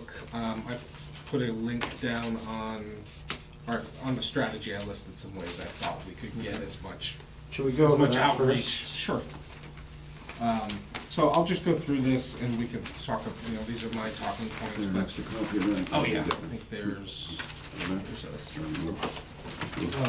Are The we- strategy one? I've seen it. Yep. So I thought first we could create some kind of small 1 or 2 page website that had that form to collect information about, pre-sign up, basically. People that are interested, it would help us collect the data on the address and the name and business versus residential, and then you could plot it and see where our density Should is. we, and- it's probably early, but should we start the mechanism of a website for, Easthampton broadband? Because Greenfield's just saying they already have one, and it So, would, this is my one thought. I know that this actually probably makes this more of a pain, but I do kind of feel, and if you guys disagree, then that's fine.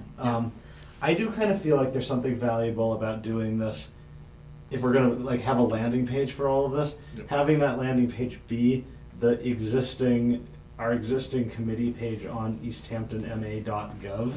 Having that .gov to me seems important to be like, Yeah. this isn't some like fly-by-night, like we are actually a government appointed legal like entity Yep. that Right. exists to research this stuff. Here's the link to our Google form if you wanna Yep. do this survey. And So that was, that's on the city website and the listed departments. Yeah, if you just, People are gonna have to drill down to get I know, that. so we'll have We to send them a give 'em quick direct link, Exactly. so that we, when we just publish it, we send out emails, we send out a thing that says, Yeah. here, click this link, and it brings you direct, because otherwise you have to go to the stupid drop down Exactly. menus. like, and- That's I'm not sure, totally- I have no idea, like, how the, website is set up, and I would think that you could just like have a subdomain and have a, like entirely different, have like, that website be on an entirely different server, just, We need to talk to Yeah, Ashley, I guess, and figure does out. Web Tactics? Web Tactics do is they- still- They built it, but do they manage all the? They're still on the website. I mean, They I saw still their name, I manage went all looking the for that. updates, or do? I mean, does- somebody has to, unless we're sending an email every time to WebTax to be like, there's a new member on this board, please change this list, then presumably there's someone, I'm guessing Ashley, Yeah. that is like, that actually has the ability to make edits to those sites. So that's something, I guess one of us could do is reach out Yeah. to, I guess, if Ashley isn't the person who does it, he is the person who knows who does it, so maybe that would be a good thing to do, is figure out like, hey, we wanna we wanna do some survey research, and we want to have like an introduction to the survey and like a sort of a landing page for, like, to a link to a Google Mhm. form on our element of the site. Yep. Can you please do that? And if it's not him, he could tell us who is the right person to do it. Yeah, right. So I thought, in addition to that, we could create a Facebook group for this committee. And then, once we get that link all set up, share it there, and then from there, you can share that post out to all the different Easthampton groups. yeah. That seems Um, fine. Have, counselors and the mayor share that link as well. Mhm. The good news page, have Pat share it out. Like, Yeah. Yeah. That's gonna reach probably 70%, I'd say. But then I also thought, with the Chamber of Commerce sending out the link, we would get some return on that. Maybe go to the Council on Aging and make a short presentation and have a workstation set up there with the survey, so that folks, as they come in there, could do it. I imagine that, like, Brenda must have a pretty good idea of how is the best way to. Yeah, I've Set. spoken to him informally about it. Okay. Because I'm in there for a different reason a couple times a month, so.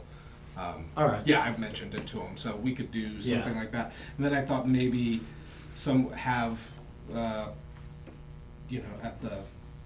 at the library, maybe have a machine set up, or at least like have it advertised in some way, so people that are going through there can do it. Maybe a small little, like, 1/8 of a page flyer that's set up at the desk, and maybe different businesses would have it at the desk, at their point of sale. Right. And, just with some, take this survey, and here's a short link to go to the Yeah. Google page. I think between those, we'd capture, I think, as much data as we could. We could coordinate possibly some events in coordination with, one of the artwork days, art walk. Yeah, have a Events, table set up event or days, something, yeah. yeah. And you had mentioned also doing some stuff on Easthampton. Definitely do PSAs, Yeah, and broadcast them on Easthampton media. There's also cultural chaos. You can Yeah. do, Table there's a there whole, would be good, there's yeah. a section where they just do tables. I guess my only thing about cultural chaos is that I'd kind of hope that we could wrap this up Yeah. before that Oh, yeah, happens. 'cause that's June 8th. Yeah. so so that was the last question, or one of the last questions was, how long would you, from the date of opening the survey, how long would you keep it open? And I didn't know if people know what an effective time frame is. Well, If we, let's say, just out of the top of my head, we go online May 1st, how long do you want to run it? well, I'd say we'd probably want to get it. Let's put it this way. I think that whenever I work with survey data in a professional capacity, I want a week or two to close it out before I have to report on that data, right? Yeah. You want to make charts and stuff like that that we can then, you know, I mean, make, we can discuss internally, and then, again, like, our purpose as an organization is to report to the mayor and the council, so eventually we're gonna have to figure out what of that data is valuable and interesting that they, you know, what do they need to know, given, you know, Right. and then, like, put that into a form that they can understand. So if we were to do it on May 1st, we would basically either have to make it only like a 2 or 3 week survey, which I don't really love, or we could do it for like 6 weeks. Or we could do it, I mean, if, depending on where we were, if we decided that these questions in this action plan was appropriate and we were to implement this over the next, if we were to assign tasks and implement this Yep. over the next couple weeks, and we got it set up in the middle of April, Right. then we could close it in the middle of May and discuss it at our June meeting. I mean, the alternative is that we have more meetings, which I'm fine doing, but like, I know that we're all very busy people with lots of Yeah. other obligations, so. I think middle of April is like way too soon, because we have to talk to the city, and there's a few other things. The form is pretty close, but we just need some running around here. We could have another meeting and just pin, you know, just make it very specific that it's just for this. Yeah, we can always schedule a special meeting if we want to just discuss. Do So, we need to okay, do any discussion of this inside of a meeting or per open meeting law, or are we able to take it like through an email chain or some? I think if we're just, As long as we're not voting on it. Okay. Right. yeah, as long as we're not taking any votes, if we take votes to do a thing, If it's anything that we're potentially going to vote on, we can't talk about it in email. Okay. So So we need a meeting. Yeah, so 2 thoughts on this. One, we don't necessarily have to launch these simultaneously. It does seem like residential is. Yeah, but probably it a seems lot more like if you're important. putting all your effort into getting the word out there, you might as well do it at the same time, or else you're gonna duplicate effort later. I mean, I think that if we find ourselves in a situation where, for instance, the business survey, like, there's something with the, like, there's something, I don't know, with, like, the chamber, Yeah. which is gonna take them a couple extra weeks, we could launch one and then Yeah. be like, oh, a business survey's coming out soon. So here's the other thing too with the Google form. I don't know if the city has a G Suite account, but that survey lives under someone's account. I know And the whether school- or I know not the it's- schools do. Okay, whether or not where it needs to live and how that data is stored and Mhm. communicated is, you know, a Yeah. concern. I have So it on I my- created mine under my Yeah, I business did the account. same. Okay, I did mine So, under my personal account. So whether or not, you know, where it lives and how it's administered is probably something we need to look into. So we need to have a conversation with Ashley. Yeah, I think we need to do that ASAP. Yeah, I know that the school definitely does have G Suite, because it might, they want to Yeah, have. especially if we're using that survey to Right. collect any kind of email Yeah, or yeah. person-sensitive information, we Yeah. probably, Yeah, if we're keeping it Gonna be in anonymous. town it's probably- tomorrow, I'll try to reach out for him again, because I'm probably gonna go around the form and then form another one, resume one, talk to Ashley, and then Okay. try to figure out where we go from there. And I'm not adverse to, running this thing out and getting it out there on April 16th. Me too. The form is almost ready, we just need to get feedback from you guys and then decide a few final touches on it. Yeah, So, and I actually think that this form looks quite a bit better than the form that was sent out I think, so I think. Does anybody think any of these questions are inappropriate or things that we shouldn't be asking businesses to Let's just go reply through to? 'em. Okay.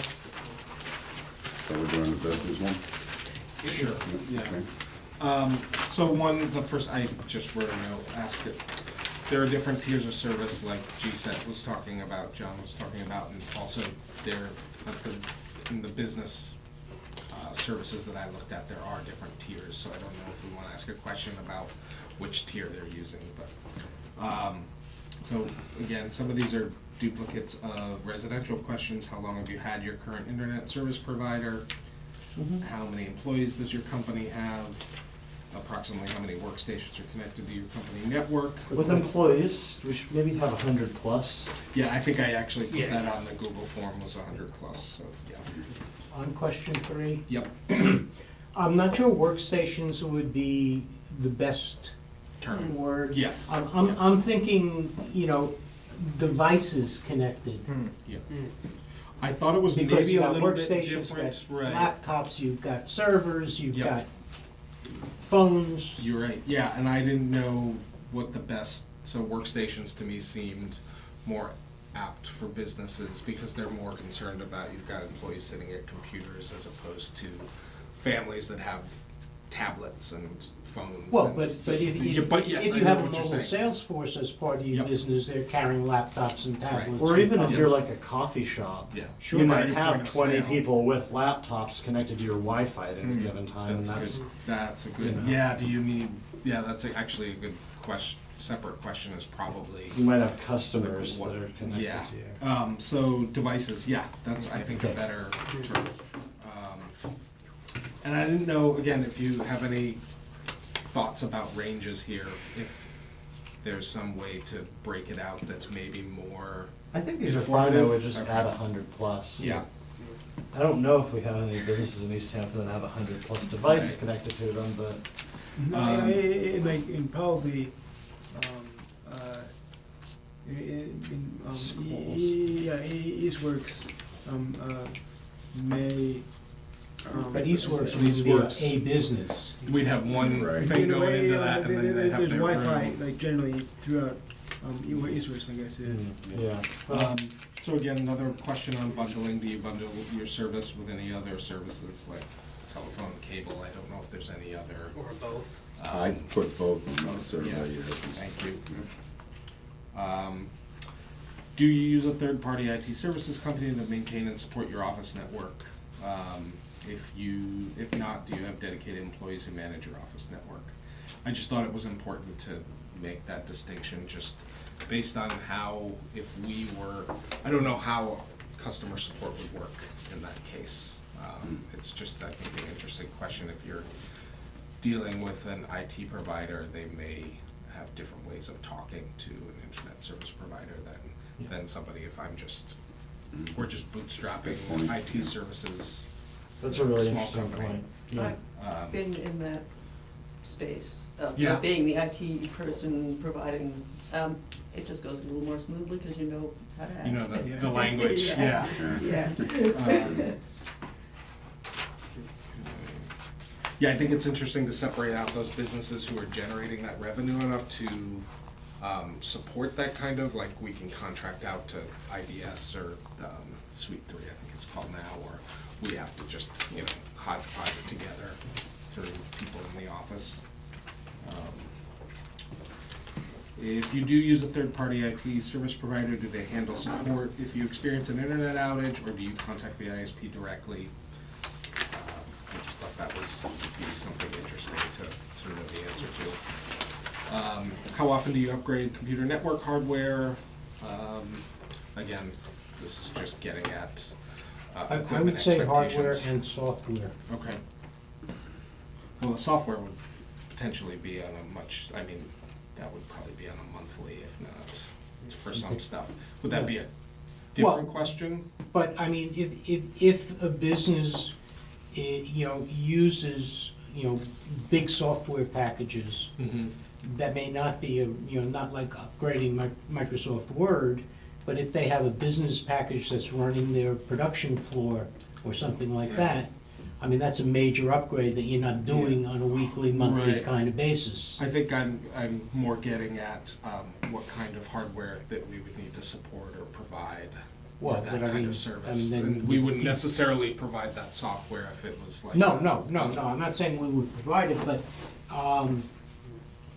yeah, I guess I see. It wouldn't affect, we don't really need to know how often they upgrade, because we wouldn't Right. provide the computer that's Right, connected to the exactly. internet anyway. Yep. So much of that's automatic now, where they'll have a dedicated IT person managing. Sure. that, yeah. Sure. I think I was more interested in the sense of, like, residents have modems that Residents, need to but be we're doing replaced. business, right. No, I know, I Yeah, mean, yeah. the analog to that in the comparative scenario, what if anything are their ISP, is the ISP supplying to that company But that needs to be upgraded or? But if we were providing a company with internet service, we would probably provide a router Mhm. in a DMARC room, and they would take care of the connections from there to the rest of their systems, Yeah. and we wouldn't be involved in that. Right. As long as we have live connection and live internet at the router, Yep. that's our obligation. Right, correct. So maybe this is So I'm a not sure meaningless that. question, Yeah, so I So- think we can get rid of it. Okay. Next question. Which IT services do you currently maintain for your business? And I think this is redundant in some places, but, again, just finding out what stuff they're doing on the network. Website, static IP, that seemed to be one of the bigger services that was offered through Comcast and, Charter. Email server, Wi-Fi, again, that could get to, we could make that distinction, Wi-Fi within the company, but then also public Wi-Fi for if you're a retail establishment like Tandem or any business, no 180. now, do you, VoIP or do you, telephone? do you think anyone in Easthampton is using things like cloud services, Amazon Web Oh, yeah. Services, Oh, big That's data? what I was getting at in a Oh, okay. later question. Oh, okay, I'm sorry. Or no, I did actually, yeah, so, yeah, cloud software as a service. VoIP, on-site backup, off-site, cloud backup. Cloud backup, but I'm talking, yeah. I'm Oh, talking no. about big data. Yeah, there's a later question, so we okay. can bring that in here. That would be mainly be, that wouldn't be a huge issue, unless they were, like transmitting it like from, that big data back down to the local machine here. And if it was entirely, a cloud, it wouldn't come back to here. It would just, it would. No, but they would need a big pipe going back and No, forth. no. The whole point of having your big data in the cloud is so that you don't have to have your own server and you Right, don't have to be right. pulling it down. You probably wouldn't be pulling that much down. Well- I'm gonna say, my significant other and I are doing work like this, and our biggest download thing is conferencing.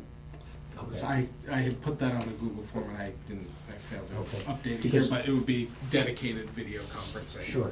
Yeah, that's because you don't the wanna issue. be running your own server, you don't wanna have to worry No, about. no, I understand yeah. that, but I Yeah. used to work at the Broad Institute in Cambridge. Okay. Okay, and we now have most of our data up in the cloud, but I mean, we're talking about like probably at this point 20 petabytes of live data, and we had to move to Internet 2 in order to provide a big enough pipe to So you guys deal were with. actually working with that data Oh, coming yes, down that's to live your. data that we were working. You would be working at your desk Yeah. on it Exactly. rather Okay. than in the. I'm cloud. gonna Okay, suggest yeah. So, something, yeah, which is that yep. It's in- probably not. In our community of 16,000 people, I- with its rich industrial history, it does- if you in fact need that, you can click the other box. Yes. Good yes. enough. Yeah, yes. But I think yeah. this could be fleshed out a bit more in terms of, I mean, there is, like, I use Dropbox at home and I everything gets loaded up Sure, I do also. for all my Yeah. client work, and so that can sometimes, my Oh, yeah. network chokes on it. Yeah, sometimes. I I'm moving. backup system Yeah. that like, I probably use like 10 gigabytes. Yeah, exactly, so it can, I think it's worth mentioning software as a service stuff, Yeah. backups. Right, yeah, great. Hosted applications like Google Apps, Sure, Office 365. I think I fleshed this out a little Adobe bit is now more that when way I. as well. Yeah, there are some services I use, that's Yeah, what I I know. use, but you download, but yes, yeah. I'm gonna say anyone who has really heavy use is gonna know what that is, and we could just Yeah. ask. Yeah. Right. Right. Yep. Yeah. Yeah, this is like, Other- gauging the temperature, but when it comes down to it, if somebody's got really unique needs, I mean, that's a real. Can you Sure, put sure. can you put, do you have the option to put other and specify? Yes, yep. Okay. You can write in your own in Google form, other, and then you just click on it and it becomes a text box. What is your current level of satisfaction with your internet service provider on a scale of 0 to 10? I think I made on the Google form, if you go look at it, I made it like, totally dissatisfied, just waiting for an alternative to like, I'm totally satisfied, and it would, I condensed that in 5, because you Yeah, say that I mean, range of it can be 5 pretty anything. much covers Yeah. the emotions, So so. 0 to 5. How often do you experience services outage lasting more than a few hours? So, week, month, year, don't remember. Have you had any disruptions in your internet service over the past year? And again, we talked about this with the residential survey, asking the same question in a couple of different ways, because I think it gives a different perspective, so if people are giving different answers. you Because get- I collapse them into one question, like you mentioned, and Yeah, it's so we another can thing, but we do can- that too, we can revisit Well, I it. think what you were saying there, we could have at least one question, say, how was the customer service? They Right. should definitely have, What are the most important qualities you look for in an internet service provider? Choose the 3 that are most important to you. Download speed, upload speed, reliability, security, ISP stance on net neutrality, price, direct fiber connection. I don't know if there are others that are. Latency. Latency. I wouldn't put that on the home one, but on the Yeah, I think business for the one. business one, that's a good idea. How about, I don't even have customer support on here. That should probably be. Yeah, I'm gonna add it to the residential one too. Or And on that one, dedicated yeah. customer Yeah. support, or Customer support's good. customer support, okay. But customer support at Charter means nothing, it just means get Well, I on the think phone they and call wait their for stuff an dedicated hour. customer support, so we Yeah. might want to stay away from that too. Yeah, I know. What major activities do you use your internet access for? Again, this seems like a repeat of number 8, so that could probably be combined. But I would maybe get something to get at remote employees, like your base of employees in Easthampton may be small, but you may be servicing a lot of people who are either using services. Not that that would necessarily, it all depends on the internet access they have at their home or Right. wherever they work, but Now- if they're hosted stuff on site, that has some effect. So are you suggesting we scrap the question and on 8? I would keep 8, maybe scrap 13. Now that Oh, so I'm seeing scrap it again. 13 Yeah, maybe and combine remote it. employees Yeah. to 8? Yeah. I agree. So, in honor of ranked choice voting, do we want to let them rank these things in which is most and least important? See if that's possible. I mean, yeah, I don't know if it necessarily for this purpose. Okay. Yeah, Matt, I I think think I because- asked for 3 because I just It's- wanted to see what It's people making were. it more complicated than it needs to be. Okay. Just because because I might not actually know the answer to that, frankly. It's like, yeah, I do think this is important. Yeah, I do this. Right. I don't know. Yeah. Well, I mean, you could easily say, email is more important to me than video conferencing. I do video conferencing twice a year. I use email, every Yeah. day, all day long. What about just check all that are important to you? Well, that's Yeah. the way I was Most doing people- this Okay. one, but. Well, then that is Yeah, meaningful that's fine. data. Yeah, that's fine. If all of those things are important to them, But that doesn't that. I think when you give people a laundry all. list of features, I think you give them, no, you don't say, I could no, say please all. rank them, because it's gonna be hard to collate that stuff, and that's probably Right. gonna be me, so And how I'm gonna important push is on that? that. Yeah. Right. Okay. Then, number 14, are there any technologies you've been keeping a close eye on for your business? I need to reword that, but I don't even know if that's strong wording. But just, we've been talking a lot, I think in light of the conversation we had at Holyoke Gas and Electric about 5G. I Right. think it'll be interested to see when he visits, Yeah, when what they they come over can next talk month. about that, because they talked about it a little bit more, like, this is a bigger wave offshore than maybe you think it is. And seemed to think that it was it wasn't necessarily gonna go the way of FiOS in terms of its rollout. Interesting. Well, yeah, Yeah, so we get to but- discuss that in Yeah. May. So, Mhm. 5G video conferencing, I just wanted to get, there are other choices that we could put on there, I just don't know which ones. Yeah.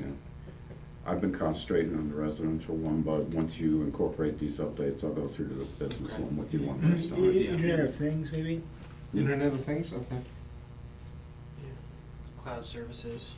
Yeah, I think I did put like SaaS on there and software as a service. I also put a little bit more, so it'll be worth it to look at the Google form when you have a chance, because I think I put in some more stuff about QuickBooks account, or bookkeeping and accounting packages, because a lot of companies I know are doing that all online. A lot of places don't. Do you Keep those think you can themselves. get these edits in the next couple of days? Yeah. Because we could have final forms for everybody to look at probably about the weekend. The residential one's pretty close now, so. Okay. If the city, this is again, a duplicate of the residential survey, if the city of Easthampton, and I don't know if that's the appropriate wording, if we should say if the city of Easthampton offered internet service.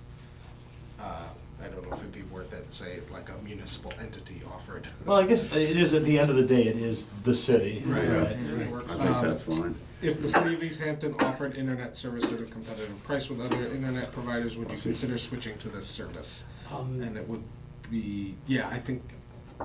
I was thinking that if we put this as the first question, and they say no, they don't have to fill out the rest of it. Well, we're still kind of curious about their needs. Because it might be that the people who say. If they say no, I wouldn't trust what they say about their needs But it gives necessarily. us some data on how to talk about it. I mean, a no is not, If you we know, get the it's no like, later it's not on. always a definite no, it's a no, I'm waiting Right. for you to have television. He had that as the third question in the residential one, and it didn't fit in with the rest of the questions we were asking at the front. They were general. I think if you have that at the end, we're gonna have that answer anyway, and we can weigh it, because I don't Okay. think we're gonna get a lot of no answers on that one. No, I don't either. I think I would be more interested in getting a little bit more open-ended question, like a qualified yes, qualified no, in terms of Okay. yes, but, or Right. yes, no, but I'm waiting for this, or I'm waiting for that. I don't know how to get at that exactly. Maybe if we just have, if we have those and we have an other, it allows people if they, I mean, 'cause I don't know, if somebody might have an unbelievably qualified answer, like, yes, provided that it does this, this, and this. Yeah. Right. We could have a third one say, I would be interested in learning more. I can't commit to Or I'm yes, not- I I'm not would, or sure no, I right wouldn't. now. That's a good option, I Yeah. think, for some questions. Yes, no. I am not deciding. I think I did put, if you look at the Google form, I think there's a third Only option, four which is weeks, like, yeah. maybe I'll have to, you know, I need to know more. I'd have to see how you roll this out, or, Yeah. you know, I'd have to wait and take it. Because I think business, that we're gonna get less, if this were offered tomorrow, you would definitely get less business switching right away. They would wanna see would how wanna you wait and manage see, that yes. rollout and see Absolutely. Yep. what kinds of experience. There would be some businesses that would probably be less, it's less mission critical, so they'd probably be more apt, like small firms with, you know, people. In like, in people who like, in probably most, like barbershops, do not have that much. Right, maybe, yeah, but like places where it's more critical to the actual function of the business and collecting Yeah, money, right. they're I not know- gonna I be know of as. a few web houses in town who are like, you know, rip shit about charter service. Yeah. Yeah. What about having text asking what would be critical for you to make this decision? That could also be at the end, so the last question was, provides more thoughts or feedback on your current internet service or the idea of the city of Easthampton offering broadband service. But I think that question, what factors weigh in your decision, would be worth. Would be Yeah, critical. I would even maybe say, had that instead of 15. Instead of 15? Well, 15, I kind of want a yes or no, so that, because I want to be able to make like a pie chart, you know? Like, but I do think, like, yeah, there's, I think having that 17, maybe it would even be worth it to add an additional like a question be like a new 17, like before this current, the 17 becomes an Right. 18, like a new one that says like, what factors would Right. you like, just provide some, provide some insight into what factors would weigh in on your decision, and then provide any other thoughts or feedback you have, and that'll allow people to. Yeah. Pretty cool. Whatever. I think we their could combine that into thoughts. one question, yeah. No, I think it should be 2 questions. You do? Yeah. Okay. Yeah, because the last one's really very open-ended. Are there, what thoughts do you have? Are there any other feedback? Right. So it's kind of. And that's on the residential one too, so I Yeah. think this would be, you know, just for the business. Anything else? No, I think this is great. Thank you for putting Yeah. all the work into this. I'll have the residential one done at some point tomorrow. I'll bounce Yeah, it to you let's, first. let's, you and I talk, and like, I'd love to be involved in talking with Ashley if you're able to. Okay. What I'll do is reach out, and if I have a meeting, I'll bump you through. Okay. so I can- So how do we move forward with that if we decide that it's, because we can't vote on the net, online, if we are going to approve it or not? Can we vote, I mean, like, I have previously, sometimes on certain things voted, and if somebody has an objection to something, like, we've definitely decided, like, the content. There's times where we say, oh, I'm gonna add a thing here. Right. Like, can we basically say, like, take a vote to approve these as amended, and then you guys can make the changes, and if anyone objects, That works for like, if me. anyone comes up and says, no, that's not what we voted on, Mhm. then we have to meet again. Yeah. Is But- it worth setting up another meeting? Because we do have to find out things about the website, and we do need to It's find gonna out. be You know what? Get hard those, for me. I mean, Yeah. okay. All you gotta, can I say something? All you gotta do is, like on a planning board, you can vote on something, and then you put conditions in there. So as long as whatever you're talking about, pass the conditions, we'll only vote for it. So we vote for something, as long as the conditions are met, which we're all gonna vote on, Right. and then you're gonna see it on the internet, which you actually put together, well, then it's okay. Now, is it possible to do a video conference and have that be recorded? A video conference on what? For like the town, for having a meeting, a town meeting via video conference, and have that be recorded. So what we've been talking about doing over the last couple months is to basically set up after we have the results from this, a full presentation to the community where we discuss what we've done so far, and we also discuss the results of the survey, and we invite the city council, we invite the mayor, we invite the general public. I mean, anything that we do, I guess we can stream, right? Like, we have the capacity to stream things on YouTube. Sure. So, via Easthampton Media, so I don't see any reason we couldn't stream that when it comes up. And, you know, even theoretically, we might be able to, I mean, this is a little bit down the road and not necessarily directly what we're voting on, but we probably could do something where we even could figure out a way to get feedback coming in. But I also think, like, I don't know, we do things just through, we have public meetings and we can stream them like anytime we want. But I do think, I think Harry's idea is a good one, that I think we can approve this With tonight, conditions. subject to the change, like, Right. the changes that we made. Now, if those changes come up and anyone feels that this is not what we voted on, Right. then we're gonna have to schedule another meeting before they can go out. So just to know this, if we want to get on the Chamber of Commerce's email, that I believe the April one is already set, so we would need to have everything done before the last week in April, I think, to get it to her, and then she Yeah. gets it to Which her I think people. we can do. So let's, I can definitely make these changes and have the final, like, the proof of the Google form up and available to review by, what's today, by the end of the week.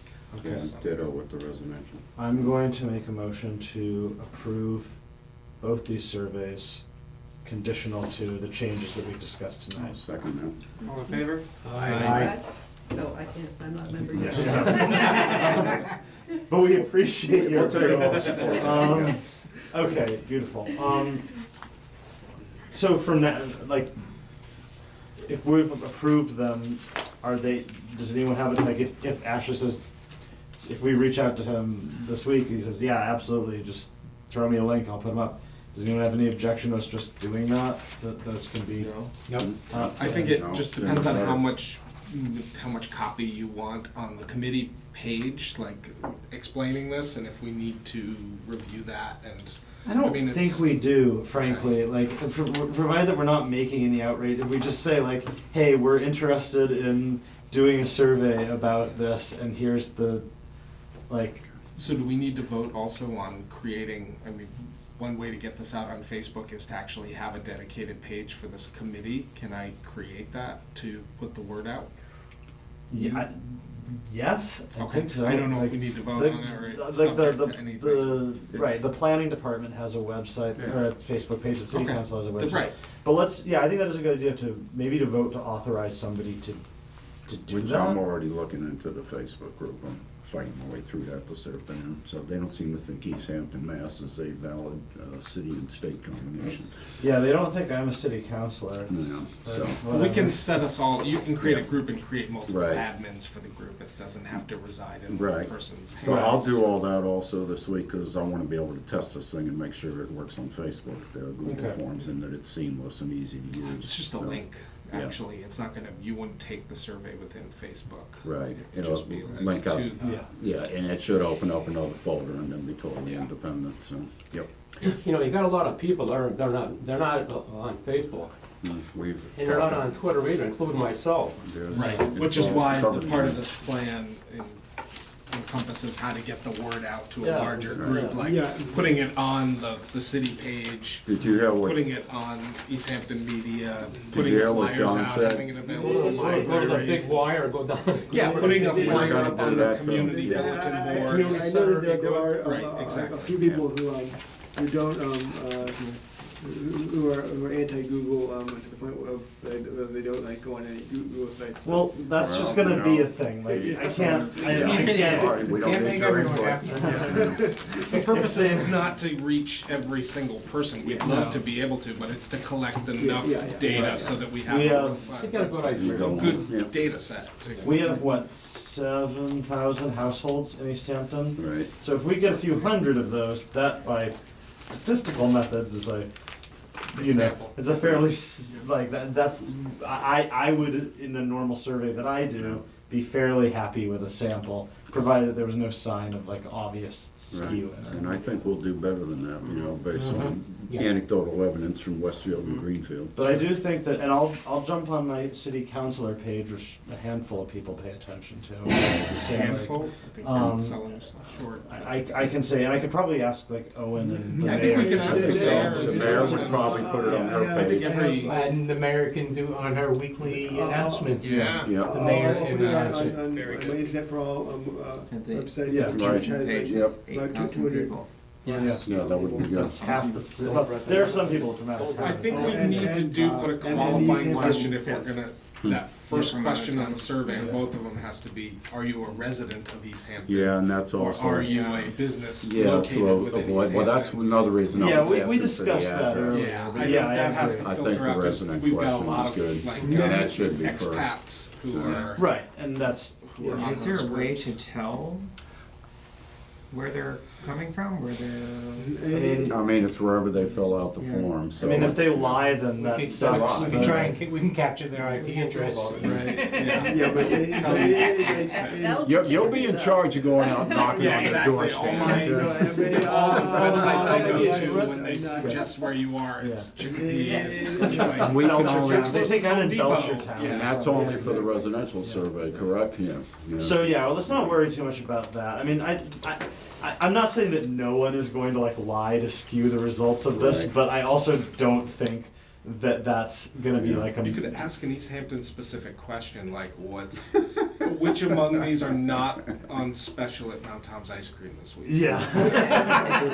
You know, what is it, the bottle thing, you know, the shape of Mount Tom? Yeah, yeah. That one gets people.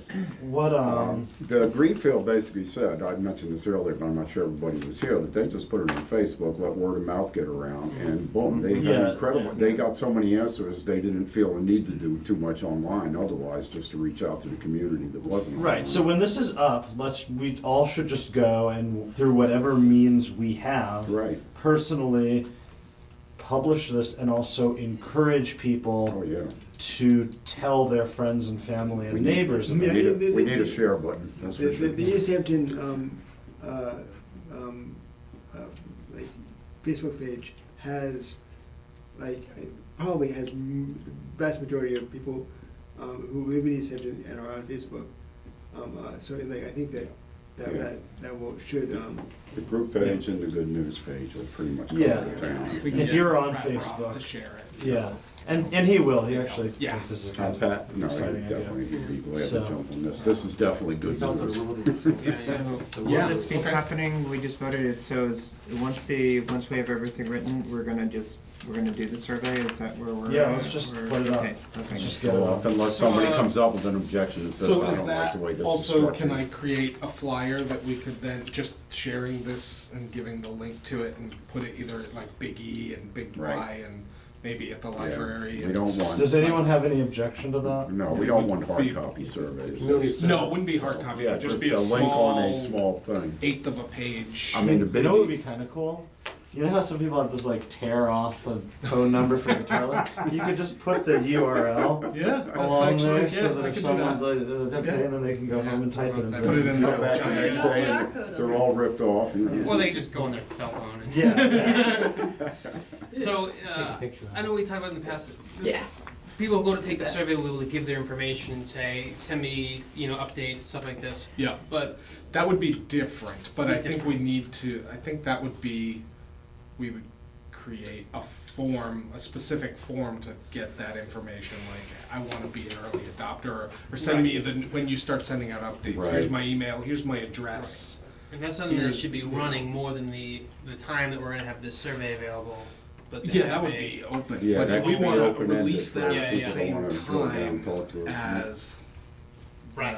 That would probably be a question for Ashley, is how, if we wanted to do that on the committee page, have a contact, Right. basically a contact form. I would kind of suggest that be a different thing because we are a ways out, assuming that that our mayor and our city council choose to do this. We're a ways out, and I think that at the point that they start making these decisions, we're gonna wanna make a whole different push to be like, okay, this is actually happening. So do we want to ask a question, allow these forms to collect people's names and email addresses to get updates when Well, we have I think we updates? make it optional to provide their email address, and we, Yes. put it in, if you would like updates, would you be so kind as I to thought provide that's what we us? voted on last time, that we have some, Right. like, completely optional identifying information, Right. like name, address, email Subscription, address, right. Yeah. Yeah. that would allow people to be in touch about this, Mhm. but then again, it's completely optional, Now, because, that raises, okay, do we set up an email account, if we're gonna, sit there someplace? We probably wanna consider that, I mean, we have to consider the website too, I so think I'm if just we have kinda a throwing group, it if out. we have a Facebook group page, we can then have a way later Well, to yeah. broadcast, like, hey, here's Google email the accounts sign up or- form. Yeah, right. it'll be So- somewhere, and and we we'll- can Yeah. Google reach accounts out. are easy to Yeah, set up, so. Yeah. I think, And actually, I see that, what you're saying, maybe, Alexander. maybe we Question. actually wanna set up that Google account for us now, and then we have access to email, we can do the forms through it and other things, so I'll look into that tomorrow. Yeah, too. that's Well, Well, yeah, Yeah, Ashley will but- probably have some feedback. yeah, about and that. And talking to him about it, that Google account needs to be associated with Easthampton. Yeah, that's what I'm saying. Yeah, There, yeah. yeah, that's what, Yeah. that was the point of making it, Yeah, so it yeah. isn't my name coming Yeah. up on Right. everybody's site. Yeah. Right. Who's this guy? So this all sounds great to me. We haven't even talked about Holyoke yet. We'll save that for Next next month, meeting. we got a lot of stuff in our plate. There was really nothing new over there, I'm just gonna quickly, but they don't do residential. Right. They are doing the South Hadley initiative right now. Yeah, They would be very interested in bidding as far as providing the trunk line and the stuff, so I told them we'd be in touch. So we can learn more whenever the meeting is in May. Steve Bouvier, who's the general manager, is coming over to talk to us about Great. it. Also, I have a note, the EDIC, Economic Development Industrial Commission, the chair, David Boyle, is writing a letter of recommendation, or a letter of support for this project, Cool. for this initiative. Very good. That's great. We'll be voting on it at the next meeting. Excellent. Beautiful. And the only update I have is that like you probably saw, that first municipal light plant vote happened, and it was 9-0. Yeah, that's great. So So, boom, Yeah. boom, boom. Yeah, exciting stuff. yeah. This is cool. Okay. I'm gonna draw my cards on a fable of Yeah. these. Thank you. By all means. I'll make a motion to adjourn. And I'll second it. All in favor? Aye. The time is 8:15. Anybody? Oh, thank you, that's great. Oh, this is mine. Yeah.